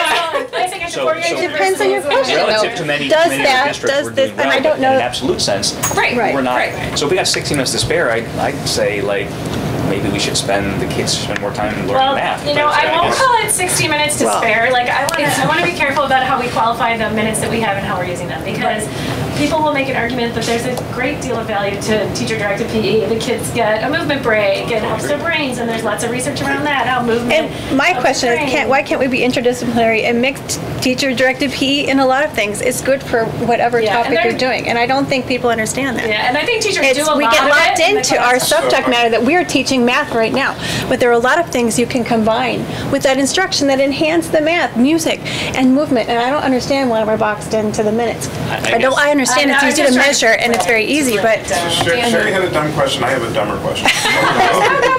What are some examples of teacher-directed? So actually, what the teachers do. So I sub at Blythe Park on Mondays when we're doing some collegial coaching, and I go in and I actually am there during teacher-directed PE. So I get the pleasure of executing. Let's do it. Let's do it right now. So actually, what I do is I take the kids either outside for a physical outdoor outdoor recess time where they're doing unstructured play, or I'm in the gymnasium doing, like Sean Bartelt, who's the PE teacher there, will leave me a plan and say, you can execute this with the students, or you can do something similar that gets at the same gross motor skills that he's working on in class. And so just yesterday we did submarine, or this past Monday we did submarine. So it's physical activity really, just to get the kids moving and wake them back up, because it stemmed from the 5-day-a-week physical education requirement that the state has, and we only deliver PE in the physical education environment with a PE teacher 2 times a week. So we built in those other 3 15-minute breaks to provide that physical activity that was required. The state now has changed that accountability requirement and has taken it down to 3 days per week versus 5. I'm not saying that's good for kids, but they've lowered the threshold because people were having trouble fitting it into schedules. And so by taking it down, we would not be out of compliance should we use that in different ways. And to Mrs. Kleiber's point, our teachers are very creative, and I've been in classrooms. I've been in the rooms. Yeah. They're moving around. They do a lot of movement, and that's good. You know, how would you like sitting for 7 hours or 9 hours a day? And how would you feel? I would encourage us to shadow. I don't know. I wouldn't want to stalk anyone, but to be a student for a day and to remember what that it feels like, and even for our staff and administrators to feel what they feel without moving around. And my point is, I don't know the answer, but why does it have to be that those minutes only work for English? I'm not sure that many of those things don't go together. And why can't we as a board think creatively and think how we can cover different things in different ways to save money as well? I'm just saying, I don't think we have to box in those content areas. To your point with the science standards, as we're moving forward at elementary, we're going to be looking very flexible there at interdisciplinary units that are going to work together to cover a multitude of standards, which is why I was very comfortable saying there are some flexibility. I've never met a scientist that doesn't write and calculate at the same time, honestly. So it's a matter of what's your bang for your buck, and I hear what you're saying. We do a lot of interdisciplinary crossover teaching all day long, particularly in grades K through 5. Your ELA is always crossing over into your social studies and your science, and your math is crossing over into your... Lauren Allen at Ames the other day, in 5th grade, was just doing a science lesson, but was using the math and focus measurement materials in her science lesson. So there's crossover that happens all the time, all day long in an elementary setting. This is just if I had to break out. I get it. We and our school report cards for accountability for the state have to break out our minutes. So that's why I use this approach, just to. So another question in particular, if we're talking about hiring, be it 1.5 instructors or 2 full-time, are we assuming then we're making a choice of one language over another for that point moving forward? Probably. So the assumption in here is that we would be addressing one language. And that's for all grades, from 1st through 5th. I guess my point is, I don't want to commit to a foreign language. I think it's worthwhile to explore. And I know this is sort of like the grant that's coming up. That's why I'm asking. Right. I guess to what the comments were made, Sherry, I do think that I'm not going to expect mastery. Okay. But I guess I look at this as the same. They're sort of along the lines of art and music. We offer these classes out to kids because we don't expect them to become artists, we don't expect them to become great performers, but to expose them to something else and possibly get them to think. Like there's been studies showing math and music have a correlation, and so I'm thinking that I don't know the correlation between foreign language and something else, so I'm okay with going that route. So that's sort of where I'm coming from. And if we're taking from I understand, Jeff, what you're saying, but I guess that's one measurement. The park is just one measurement, and there's a lot of controversy surrounding the park test, and so I really don't want to. I think this would be good for the district, at the very least, to expose them to something, to possibly get them to think differently, if they're in that. But like I said, I don't want to necessarily commit that we're going to then say once this comes back, we might say, well, Blythe needs this, or Hollywood needs that, or Ames needs that. We can't afford to hire a teacher or a teacher and a half. So there's a couple other options. We could take a planning year more thoughtful without the grant. We could apply for the grant and take the planning year with the best of intentions of committing to something.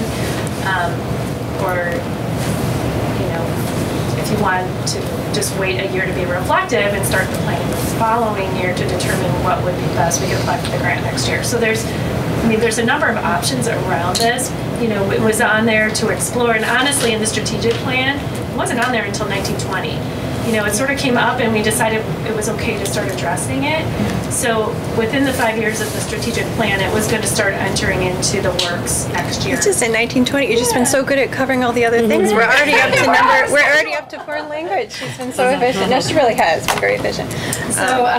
So you know, all I'm saying is that, you know, it's within the scope of taking the time to address it when you want to address it. We're still within that strategic plan timeframe that we originally committed to. I have one last dumb question. Do we currently have, well, I don't know if it's a dumb question.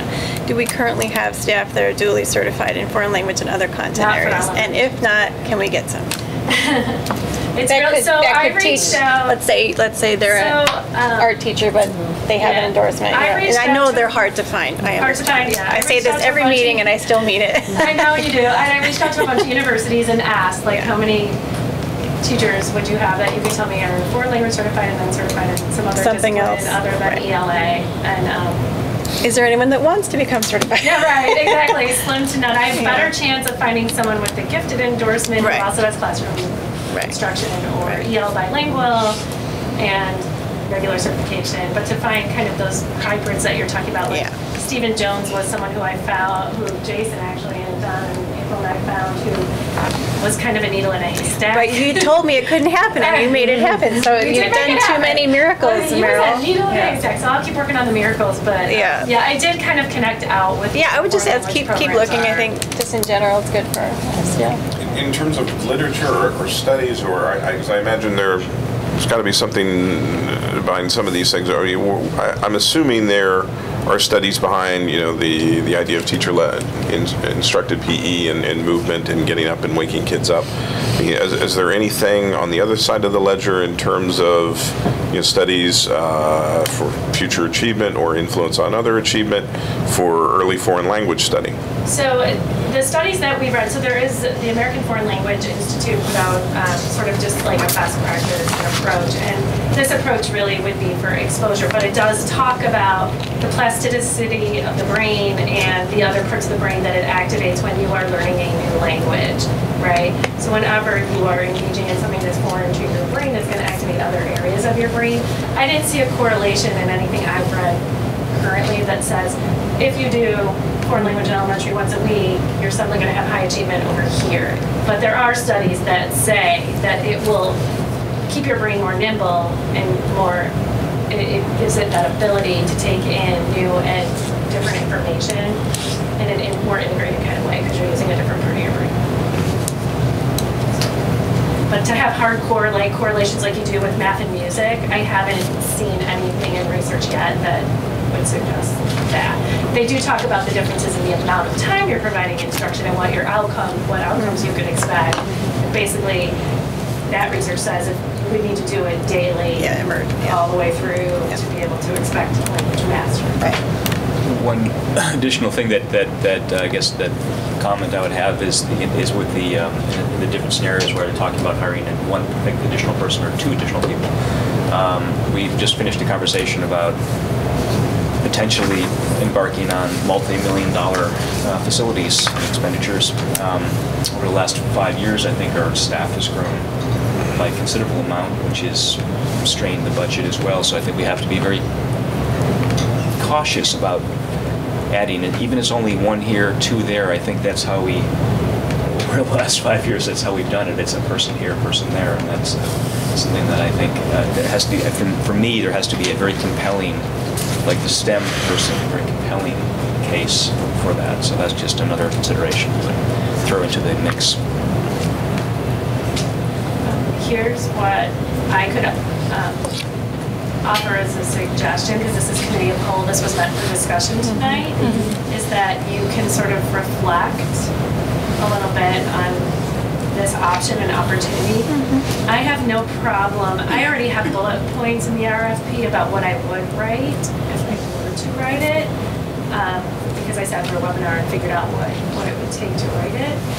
So I could pull it together in 2 weeks' time if at the February board meeting we wanted to revisit this as a potential action item, one way or the other. We could do it that way and I could still pull it off, so I wouldn't need an answer necessarily tonight about where you want to go just for this year. So maybe you want to do that. I could also pull that American Foreign Language Institute research document. It's kind of hefty. It's probably about 40 pages or so, but I could scan that into all of you as well if you just wanted to read through that as a point of reference.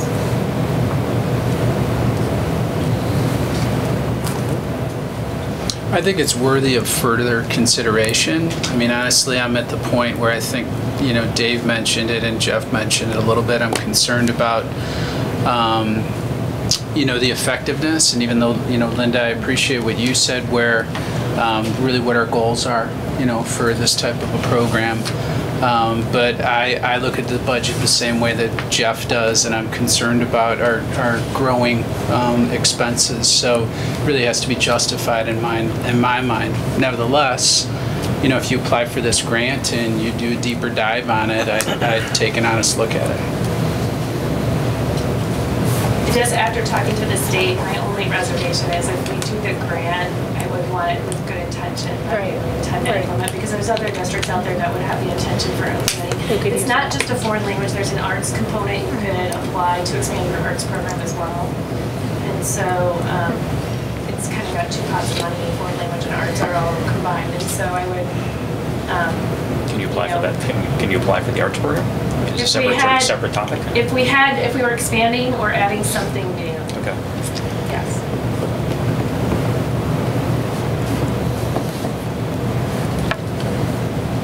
So are you looking for direction from the board right now? What are you doing? I feel like maybe we Where do we should. maybe go on the table? Yeah, I was going to say, I feel like we need to. So, I don't know. We need to know a little bit. I'm good with a It's more deeper look. consensus than, Yeah, I'm good with a deeper look. But what does that mean? That means that she applies for the grant. But sorry, I think what Meryl's saying is if she applies for the grant and get the grant, then they expect us to actually hire someone. Implement it. Yes. Yeah, so we're locked in place, or fairly well locked in place. Well, I mean, I would say I don't want to lock this in place. I mean, if we were going to write the grant, I want it written so that, I mean, yeah, I would like to see that, but at the same token, we do have these major expenses coming down for facilities, these long-range plans, and I mean, I think it would be nice, but at the same token, if it comes back after our planning, we realize, oh, this is going to cost us too much money, and we've got other priorities. I don't want to do that. But I'm wondering with the long-range facility plan, if you know, we kind of know we can do this, right? If we choose to want to go in that direction as a board, choose to endorse it. I'm wondering if you want to wait just 1 year. Yeah, I was going to say I kind of liked your idea. Put the RFP in next year, and we could really, if we say like, yes, 100% we're in, we can do a little more homework around the topic. We'd have a better idea about space and a lot of other issues. I don't mind that idea. Yeah, I feel the same way that the last time we talked about this, I kind of feel like we had the same idea, like, yeah, it's a great idea, but oh, it's going to cost money, and we have all this going on, and we have this going on, and I feel like our plate is very full at the moment.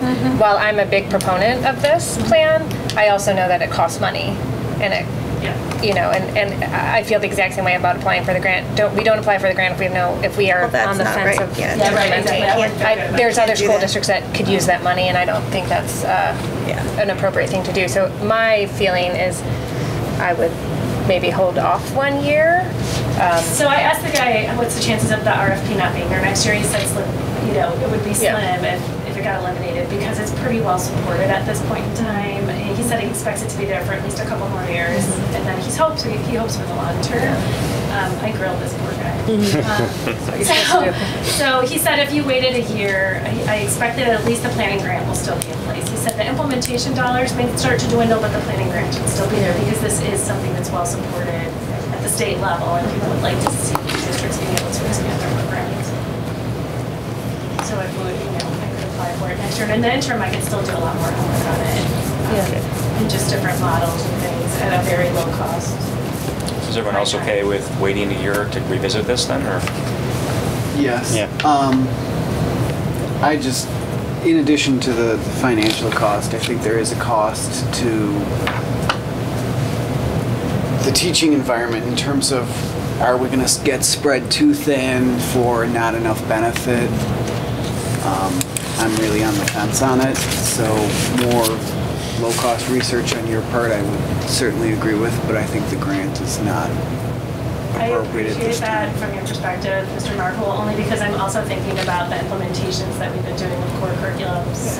Around Dr. Miller's point earlier, our teachers are just kind of getting really good with their mathematics, and now their ELA was just implemented this year, and they might be able to see more crossover and benefit of, to your point, Mrs. Kleiber, the interdisciplinary pieces and where those could come together to even free up more time that would be a more efficient instructional approach. So I think we would have another year to flush some of that out as well, which I think the teachers will appreciate. Yeah, While I do some low-cost research. As much as I would love to be able to implement this tomorrow, because I'm a fan of it, I completely understand the fiscal concerns, the concerns like on our, like I kind of feel like we've been going through so much that it would be hard to justify it almost right now. But I do. I'm not ready to completely abandon it. Though, right, but I do want to keep. right. No, exactly. I do want to keep this on the forefront. On the it's on the strategic It was plan such a large piece to of keep that revisiting planning. things. I think it is planning. The community was very. It has outspoken definitely about been it. mentioned by members of the community, and it's come up in Yeah, and I the don't think we can strategic ignore planning that, but I sessions. think to wait a year and to find out where we are financially after facilities isn't a bad thing, but I'm not ready to abandon it at this point. So waiting a year, it sounds No, like I everyone's still agrees think to it's wait a a year, so valuable, we'll talk about it next year. And I'll try to do some more research for us too, and to your point, I'll try to find those people that maybe I'm just saying, do you have someone special that we don't know about that can help us out? You never know. With dual But instruction. Yeah, I think our due diligence around that, and then we still stay within our strategic planning timeline that we originally had anyway, so I think it makes sense on our end too. Thank you. Okay, ready for the next? And then you have another report.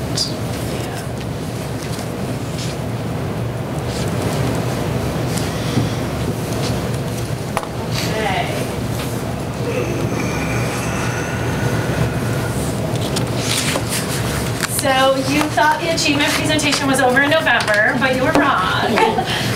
We had some results from the state that are a little overdue in one area and then brand new in another. So there were a couple of state assessments added over the past couple of years. The Illinois Science Assessment was added in spring of 2016, and we finally got those results just last month. And then just this last week, we got the 2017. What's taking so long?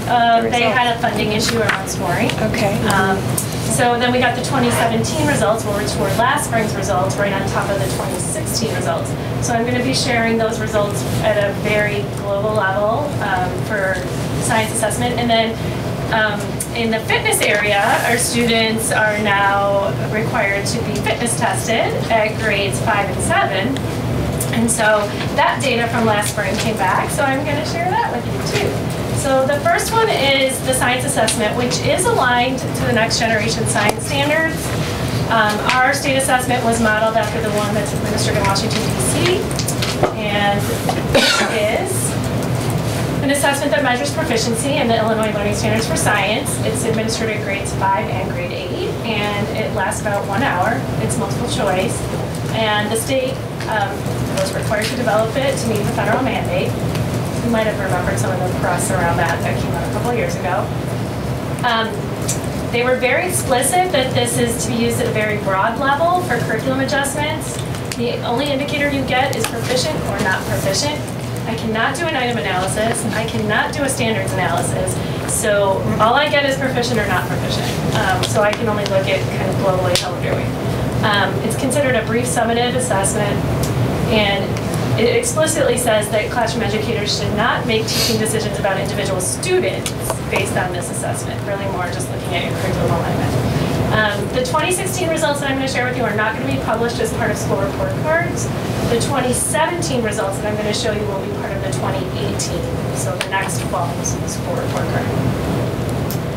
So looking at the 2016, so these students are now 7th graders. In 5th grade, we had 83.2% of our students proficient versus the state's 57.5. We had a scaled score of 316. you needed a scaled score of 296 to pass the assessment. The state's average was 300. We had 208 students take it that year. The next year, which was last year, also grade 5, you see that we have a lot less students in this cohort of grade 5 than we had the year before. The scaled score, similar, 312 instead of 316. The state's dropped also slightly to 298. And we had 72.3% of this cohort of students, which was 120 of those 166 in the proficient range. What's interesting here is that we haven't really transitioned fully to NGSS at our elementary level, but we do have our FOSS science program, which is inquiry, which the teachers have flipped to more of an inquiry experience for the students. And given that we're not fully aligned yet, we're doing pretty well against the standards. So I was actually pleased to see that, because we haven't transitioned fully at grade 5. We've transitioned at Hauser, but not at grade 5 yet. With grade 8, these kids are sophomores now, so 78.2% of them were proficient, and that was, you can see, 165 students, 129 were proficient, scaled score of 316. These students needed a 293 to be proficient on this grade 8 assessment. And then this last year, about similar percentage, but a higher number of students. So 76% of our 217 students were proficient. What's really interesting is that in 2016, so those kids that are now sophomores, 43% of them qualified for honors science when they went over, of our students that went to RB. This past year, 49% qualified. So, and if you look at the numbers, we have a higher number of students from 2017 that transitioned. So the higher number and a higher percentage of that number made honors placement at RB. So even though we dropped by a couple percentage points, our students are still placing into the curriculum at a high level over there. So are there questions about that? It's really global. Can you talk to the board about what kinds of questions the students might have seen? Because I think that's pretty foggy about what this assessment is testing. What are the questions like? Yeah, there's core disciplinary ideas in each of the sciences. So, like, there might be questions that deal with movement of physics in 5th grade about ratio and proportion and how something moves as one of their units. In 8th grade, by 8th grade, they've had the chemistry, the physics, the life science, so it's a combination of questions that will address their core disciplinary ideas that the students have to respond to. So it might, like, there was an example question from DC where they had a habitat and ecosystem of producers, consumers, and they had a decomposer, and they had to go in and figure out which of the things in the tank represented each of those roles that you play in the ecosystem. So it was things like that. I would guess it would not be much data analysis and things like that, but more conceptual items about... Yeah, more conceptually the concepts of did they get it right. Okay. Right. You're not crunching numbers in a table. Yeah. Because it's all multiple choice. Well, and not even crunching, but not even I would guess not even trends. No. Okay. There's not a lot of application, if that's what you're asking. That's what I'm asking. Yeah. There's not a lot of application or synthesis questions. It's pretty much conceptual. Okay. Conceptual knowledge, yeah. If you look at the science model, it's posted on the state website too. You can see the level of rigor. I don't think any of our teachers felt like it was super rigorous for our students. Okay, fitness tests. So this is kind of a fun one to report on. It was passed in 2016. It's intended to meet State Goal 20, which is to achieve and maintain a healthy, enhancing level of physical fitness. And it measures these 4 things: aerobic capacity, flexibility, muscular endurance, and muscular strength for students. So this is kind of fun to look at. When I looked at it, I said, oh no, our 5th graders aren't so flexible and our 7th graders aren't so strong. The PE teachers, I actually gave them all the data. They get it by school as well as by district. And so they can actually look, because they know the kids, and kind of think about, like, oh, can I push someone to do more push-ups? And they do cycles, and the PE teachers take this very seriously. They sent me a big long thank you note for giving them the data. They were so happy to have it. Because they do the pacer a lot, and they work on that endurance, that aerobic capacity of kids to maintain a pacer test. And they do work towards the strengthening exercises. But yeah, that group of 7th graders, they need to work on those push-ups, and fifth graders need to work on their flexibility. So it's a good general picture of what we're doing and how our kids are in these 4 areas. But again, I think, just to inform PE teachers about some additional programming there. But it is going to be reported data, so I wanted you to have it and see. We don't have individual reports for fitness. We did get individual reports for the 2017 science, which I will get to our current 6th graders, and then we have individual reports for the 2016, which I'll get to our current 7th graders. I'm not sure I can track down all the freshmen and sophomores. I'm not going to remember what you're talking about. Exactly. When did I take this? Yeah, the other feeder districts are not planning to send those individual reports to RB at this point because of the data's right. But we will give it to our current student. Okay. Any questions for Meryl about the fitness test? Can I see how many push-ups you can do? I know where you're falling. Well, Dora, how about you? I can do it. Thank you. Okay, thanks everybody. Okay, Mr. Hunt, we're going to pass on for policy. Oh, we saved the excitement for last. So I think I mentioned at a previous meeting that we would have a flurry of activity, and most definitely we did this time around with the latest press memo that came out. It's actually from October 2017, but presented and compiled and presented to us fairly recently. This was a whopper in terms of the number of policies that were updated. If you can see from the list here, we have A through, what is it, like double C or something like that. Most of the changes that are mentioned are regarding things like footnotes. There's one in particular that came up a couple times that talked about removing the use of the word ward as in ward of the state. There were also a lot of changes in regards to recent, the Educational Act that had passed. Things that I'm happy to go into further detail if folks have interest. But given the number of policies we have listed here, I think what would be important to focus on are some of these that have optionals. As well as a couple other important policies that we would note as well. But Martha, if you bear with me here, I don't have 2 screens to go back and forth to for some of your answers here. So for the first policy with an option, we talked about the uniform grievance procedure, add in policy statement regarding publication of the contact information, the district's non-discrimination coordinator and complaint managers. And I think you'd answered on that. So keep that in our admin procedures, and actually it's Don Tofano and Meryl Brown. A lot of people don't know that. So this creates the option of putting it into policy. I don't see that that's necessary because we name it elsewhere. Unless the board feels strongly about that. Yeah. I would follow your advice on that one. We're comfortable leaving it out. Okay.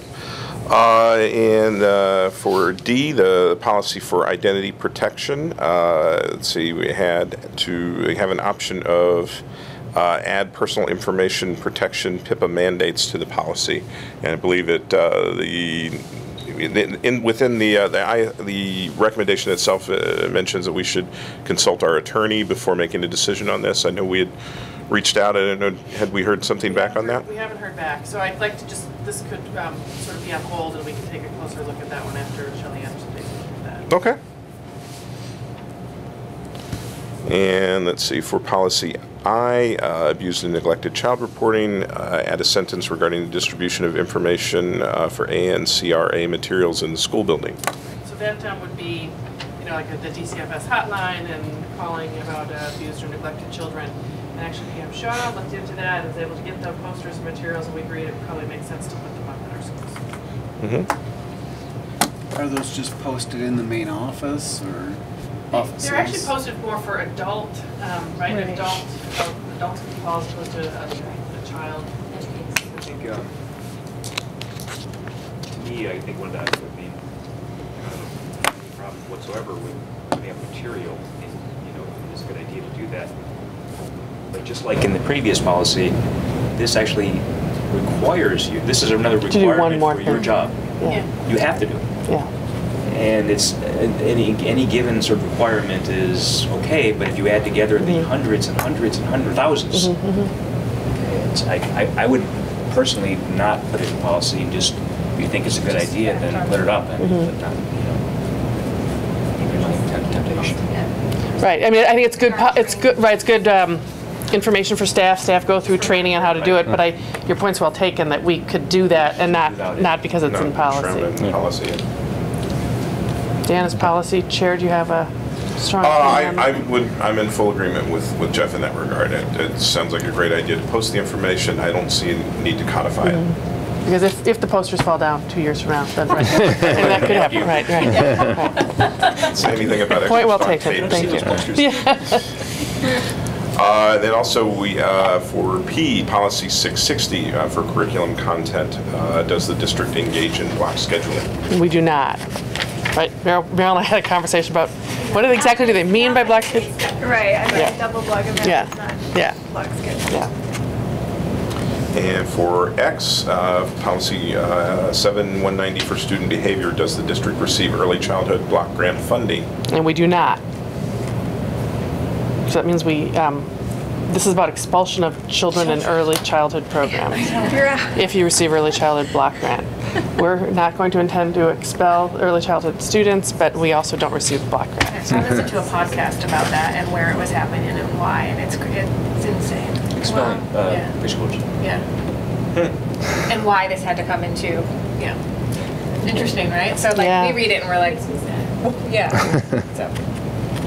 You have to tell me about the podcast. You need to listen to that one. Yeah. I don't even remember where I heard it. I just remember hearing it and being like, what? Let's see, and then we have for Z, policy 7260, exemption from physical education. Does the board want to explain the meaning of interscholastic or extracurricular athletic program in the policy? And we did suggest yes. Point well taken, Jeff, that it's one more requirement, but this one speaks to kind of some interesting changes around PE requirements, that PE requirements are actually being reduced. Not that we may act any differently in terms of PE implementation, but one of the considerations is for students who are in extracurricular or interscholastic sports, that could be a reason for children to be exempt from PE. It feels like a lot more of a high school thing, but it actually does apply to middle school, so I don't want to ignore it, but I think, actually in this case, I think the definition would help with if there was a unique case or a request for an exemption. Well, I had a question because it talks about any organized school-sponsored or school-sanctioned activity, but we have many, many children that take, sports that are not provided by District 96, but might still have even more of a physical activity level, and how do we deal with those cases? So I was trying to figure out when would these kids not be in PE?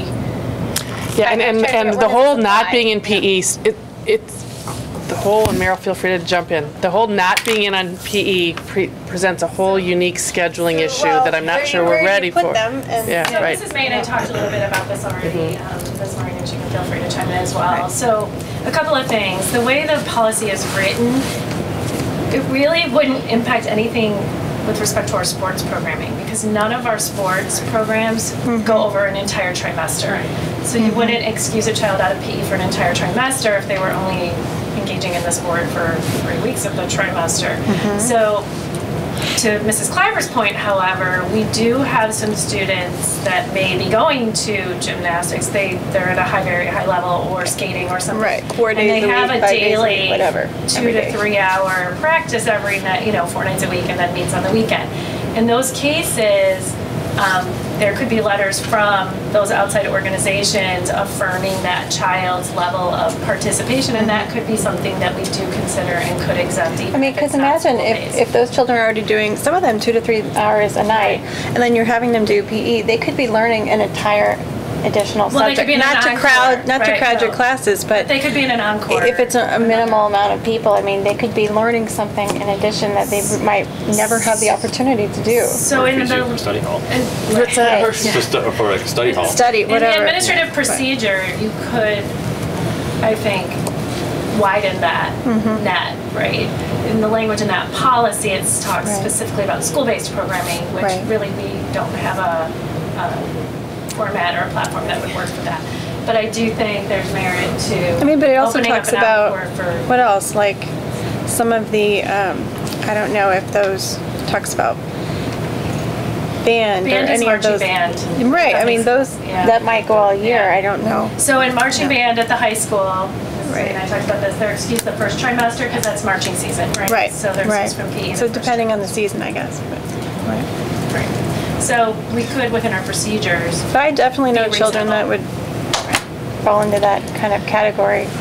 And we started talking about the kind of the ramifications of children sort of starting to opt out of PE, of which I think there could be a large number if you think about extracurricular, interscholastic, as well as It depends on how you write sort of the private procedure. sports. Like, Depends on how many hours Correct, also that's what per I was week. gonna say. I think that would be the question, is how many hours per week, and does it equate with what they're doing at school? That's what Mrs. May and I said, they get 200 minutes a week of PE. So if there was documentation that they were engaged in at least 200 minutes a week or more outside of school, and we had documentation for that, then she'd be, I think that, I think we would get a higher number that opting out. as you get, as you go. I don't know. I don't, maybe. And granted, this is just anecdotal. I look at my daughter who's in gymnastics and the people in her class. There are so many, there's a number of girls in her class that are also in gymnastics, and they do They're at the gym every far day. more than 200 hours. Well, I mean, this 200 is, it's still a minutes. question I have, then why are they working, 5 days a week when they could be doing something else when they're already physically fit? Not that that's not a valuable thing to work with your friends, and obviously the health curriculum is a different issue than the health. than training on the rowing machine. Right, and that's, It's different. that's It's a different exactly the issue. conversation we started to have. It's like, Right. then do they start to take an encore, which is interesting because we know encores are limited. On the other hand, a lot of children who are very involved in sometimes extracurricular sports and activities also love sport and activity and might still love to be. They in might, PE. right? Yeah. They might stay. Yeah, I so don't we know. It's a little complicated. I don't know. Yeah. So But it's I don't see why being flexible isn't useful for the community. I don't know.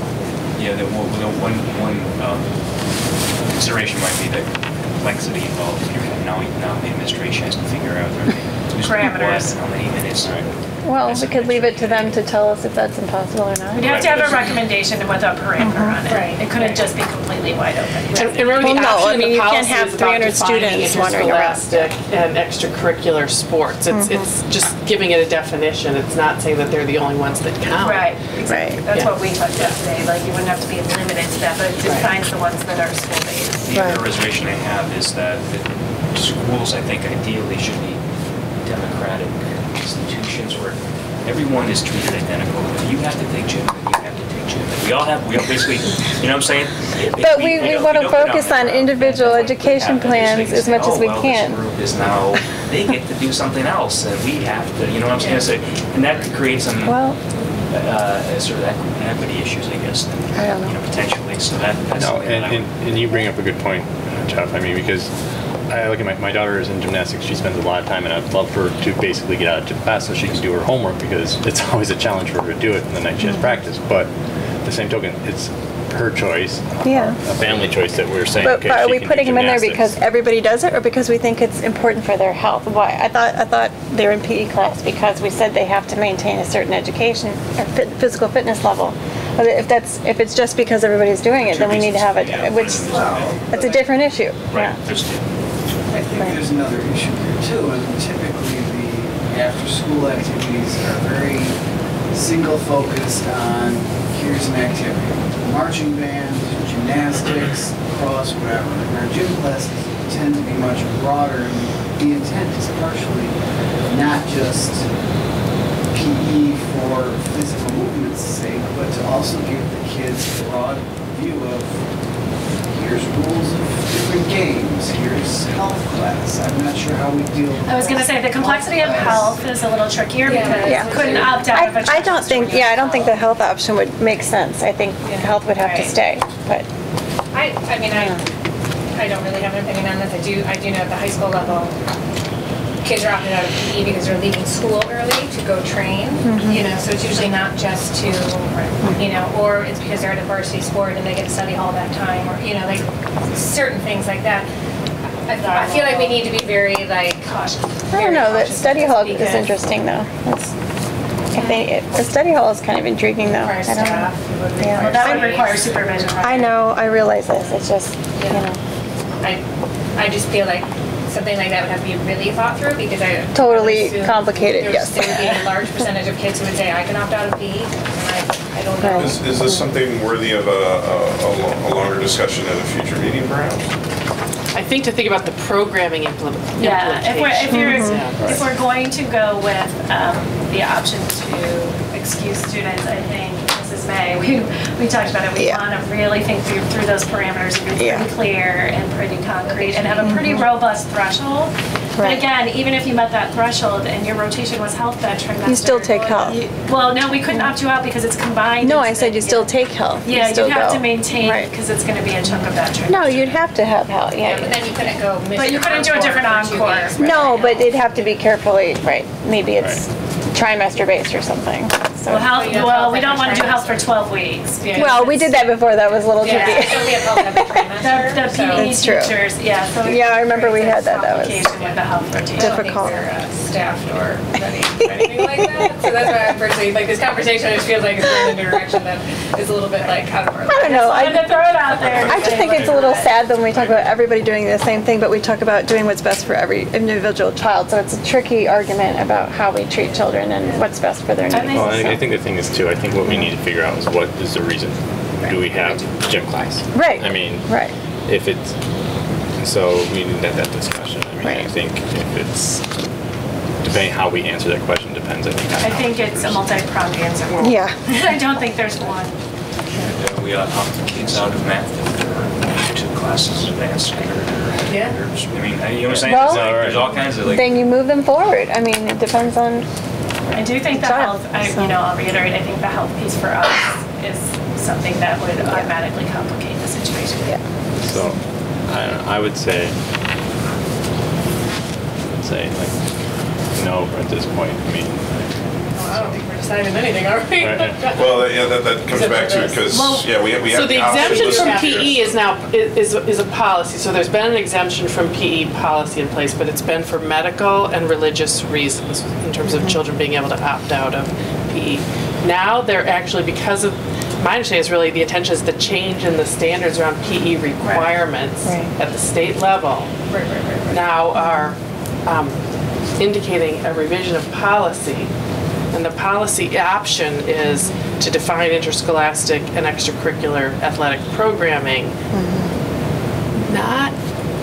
not to take it out, right? Like, so, right. So if we stick with that definition, It we says to wouldn't be have students excused qualify. from courses because of their participation in interscholastic or extracurricular activities. But they're defining It that as depends on what you school-based. mean by, well, it says course, so course and But they days. give an example definition in the policy. Yeah, to so be school-based. depends on what And they're- if we're going to interpret it literally, like as the state defines it, then we wouldn't have any sport or interscholastic activity that would qualify a student to opt out if we take the literal definition that the state has provided.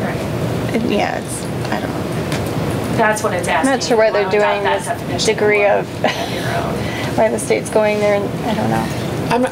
Well, and some of the conversation I've heard, and it's the more negative side, is that in particular, it's expensive to run daily PE, right? Oh, is that why they're doing Yeah, it? that there's been conversation about driver's education, which we don't have to worry about, and interesting. PE classes, right? I mean, Meryl, that's really the That's conversation. just the state budget mandate relief. That's the Right, section. that's falls it. under. Oh, is that why it's there? Falls under the Yeah, review. so it's Because I was like, why are they doing, okay, I get it now. And so I think schools, from the conversations I've been part of, this is all very preliminary, are really kind of just holding steady on PE programming. Okay. You know, but it starts to open a door, Jeff, to your point, on something that has been kind of a given and and a standardized, a very standardized requirement for many, many years in public education. And on one hand, it's exciting to think about some flexibility, and on the other hand, it's daunting to think about what does that do in terms of individual student schedules and needs and requests. Well, it wasn't a mandate from the state. Daily PE, that's you know, That's so right. the teacher-directed PE conversation we just had earlier about foreign language was that we knew in our elementaries We had to. we struggled just from having gymnasium time. and Yeah, ours was space, And- right? Yeah, right. It was basis and why we didn't have a daily. Right. I think it's very tricky in that in that same section, it's not a policy, it's not in the policy changes anywhere as far as I can tell, but in that same section of the school code that's mentioned here in the policy overview. Just before the PE waiver, there's a general discussion about how the state is now letting districts petition a panel in the General Assembly to opt out of mandates, certain state mandates. And if you can argue, you can do it more efficiently,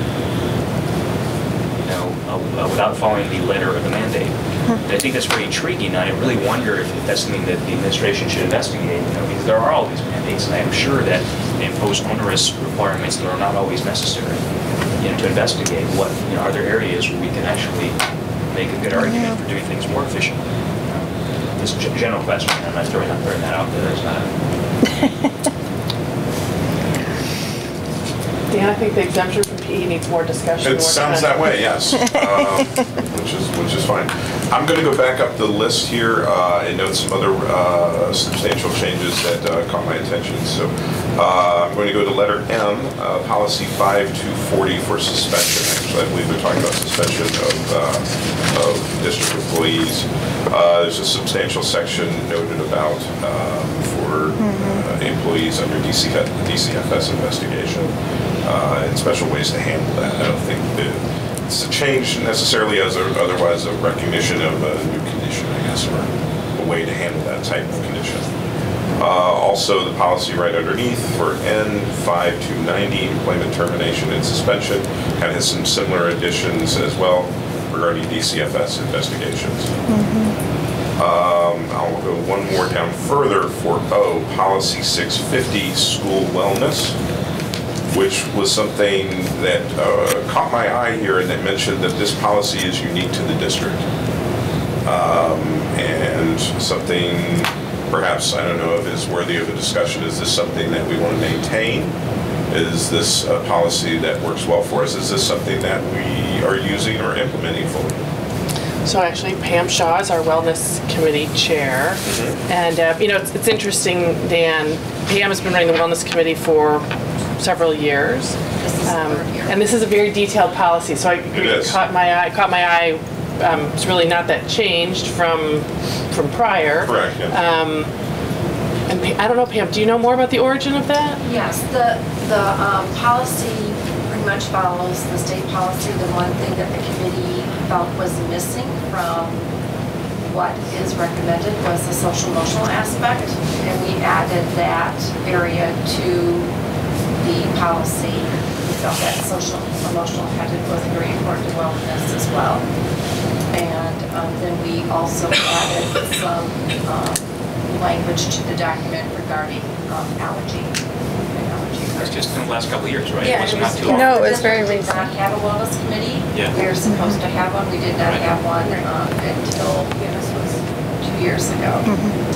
Dr. Powell and Mr. So it sounds like this is something that's definitely very recent, something that people here are still having involvement in. Okay. Times per year.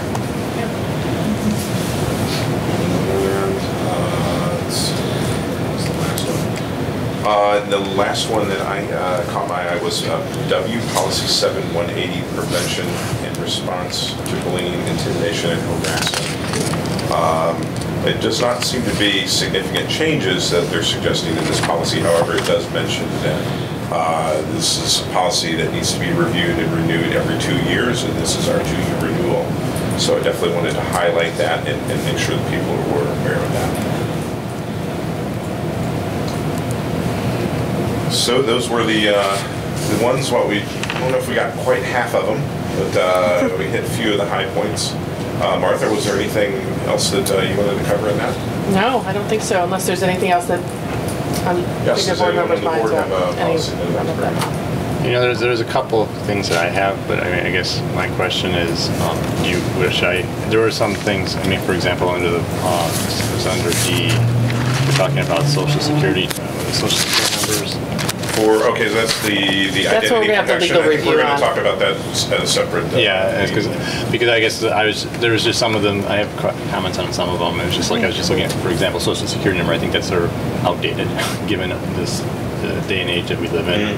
Okay. Everyone knows your Social Security number. Right, everyone knows, right. You probably Google it and find it. But I mean, I think it needs to be more sort of encompassing than just Social Security number. But I mean, so if we're going to discuss these things that. Yeah, I think we're still waiting to hear back from our attorneys on that. Okay. But definitely, that seems like that would be a good topic for us to have discussion. And I think it's a bit unusual for them to suggest that you get your own district attorney review of a press policy, because there is a kind of a legal review process that press takes on. So I think it's probably to your point that there's some nuances that we will want to think about as District 96. Okay, so I guess once our attorneys review it, then we'll bring it back here and discuss it again. Right. Okay. Yeah. All right. Any other policies? Anyone have a footnote they found interesting? Oh, yes. All right, with that, the policy committee rests. I'd love to say those press issues, the way they bundle them now by legislation is so much better than they used to be. Because it used to just list them all, and now it has the, like, here's the broad categories. It's just so much nicer, like, oh, as you're reviewing them, it's so much easier to realize what we're looking at. Okay. All right, so then future meeting dates are, we have February 21st at 7 p.m. at Hauser, would be the regular business meeting. March 7th, Committee of the Whole, 7 p.m. in the Hollywood School Gym. March 21st, another regular business meeting here at Hauser at 7 p.m. So if there's no further business, the meeting is adjourned.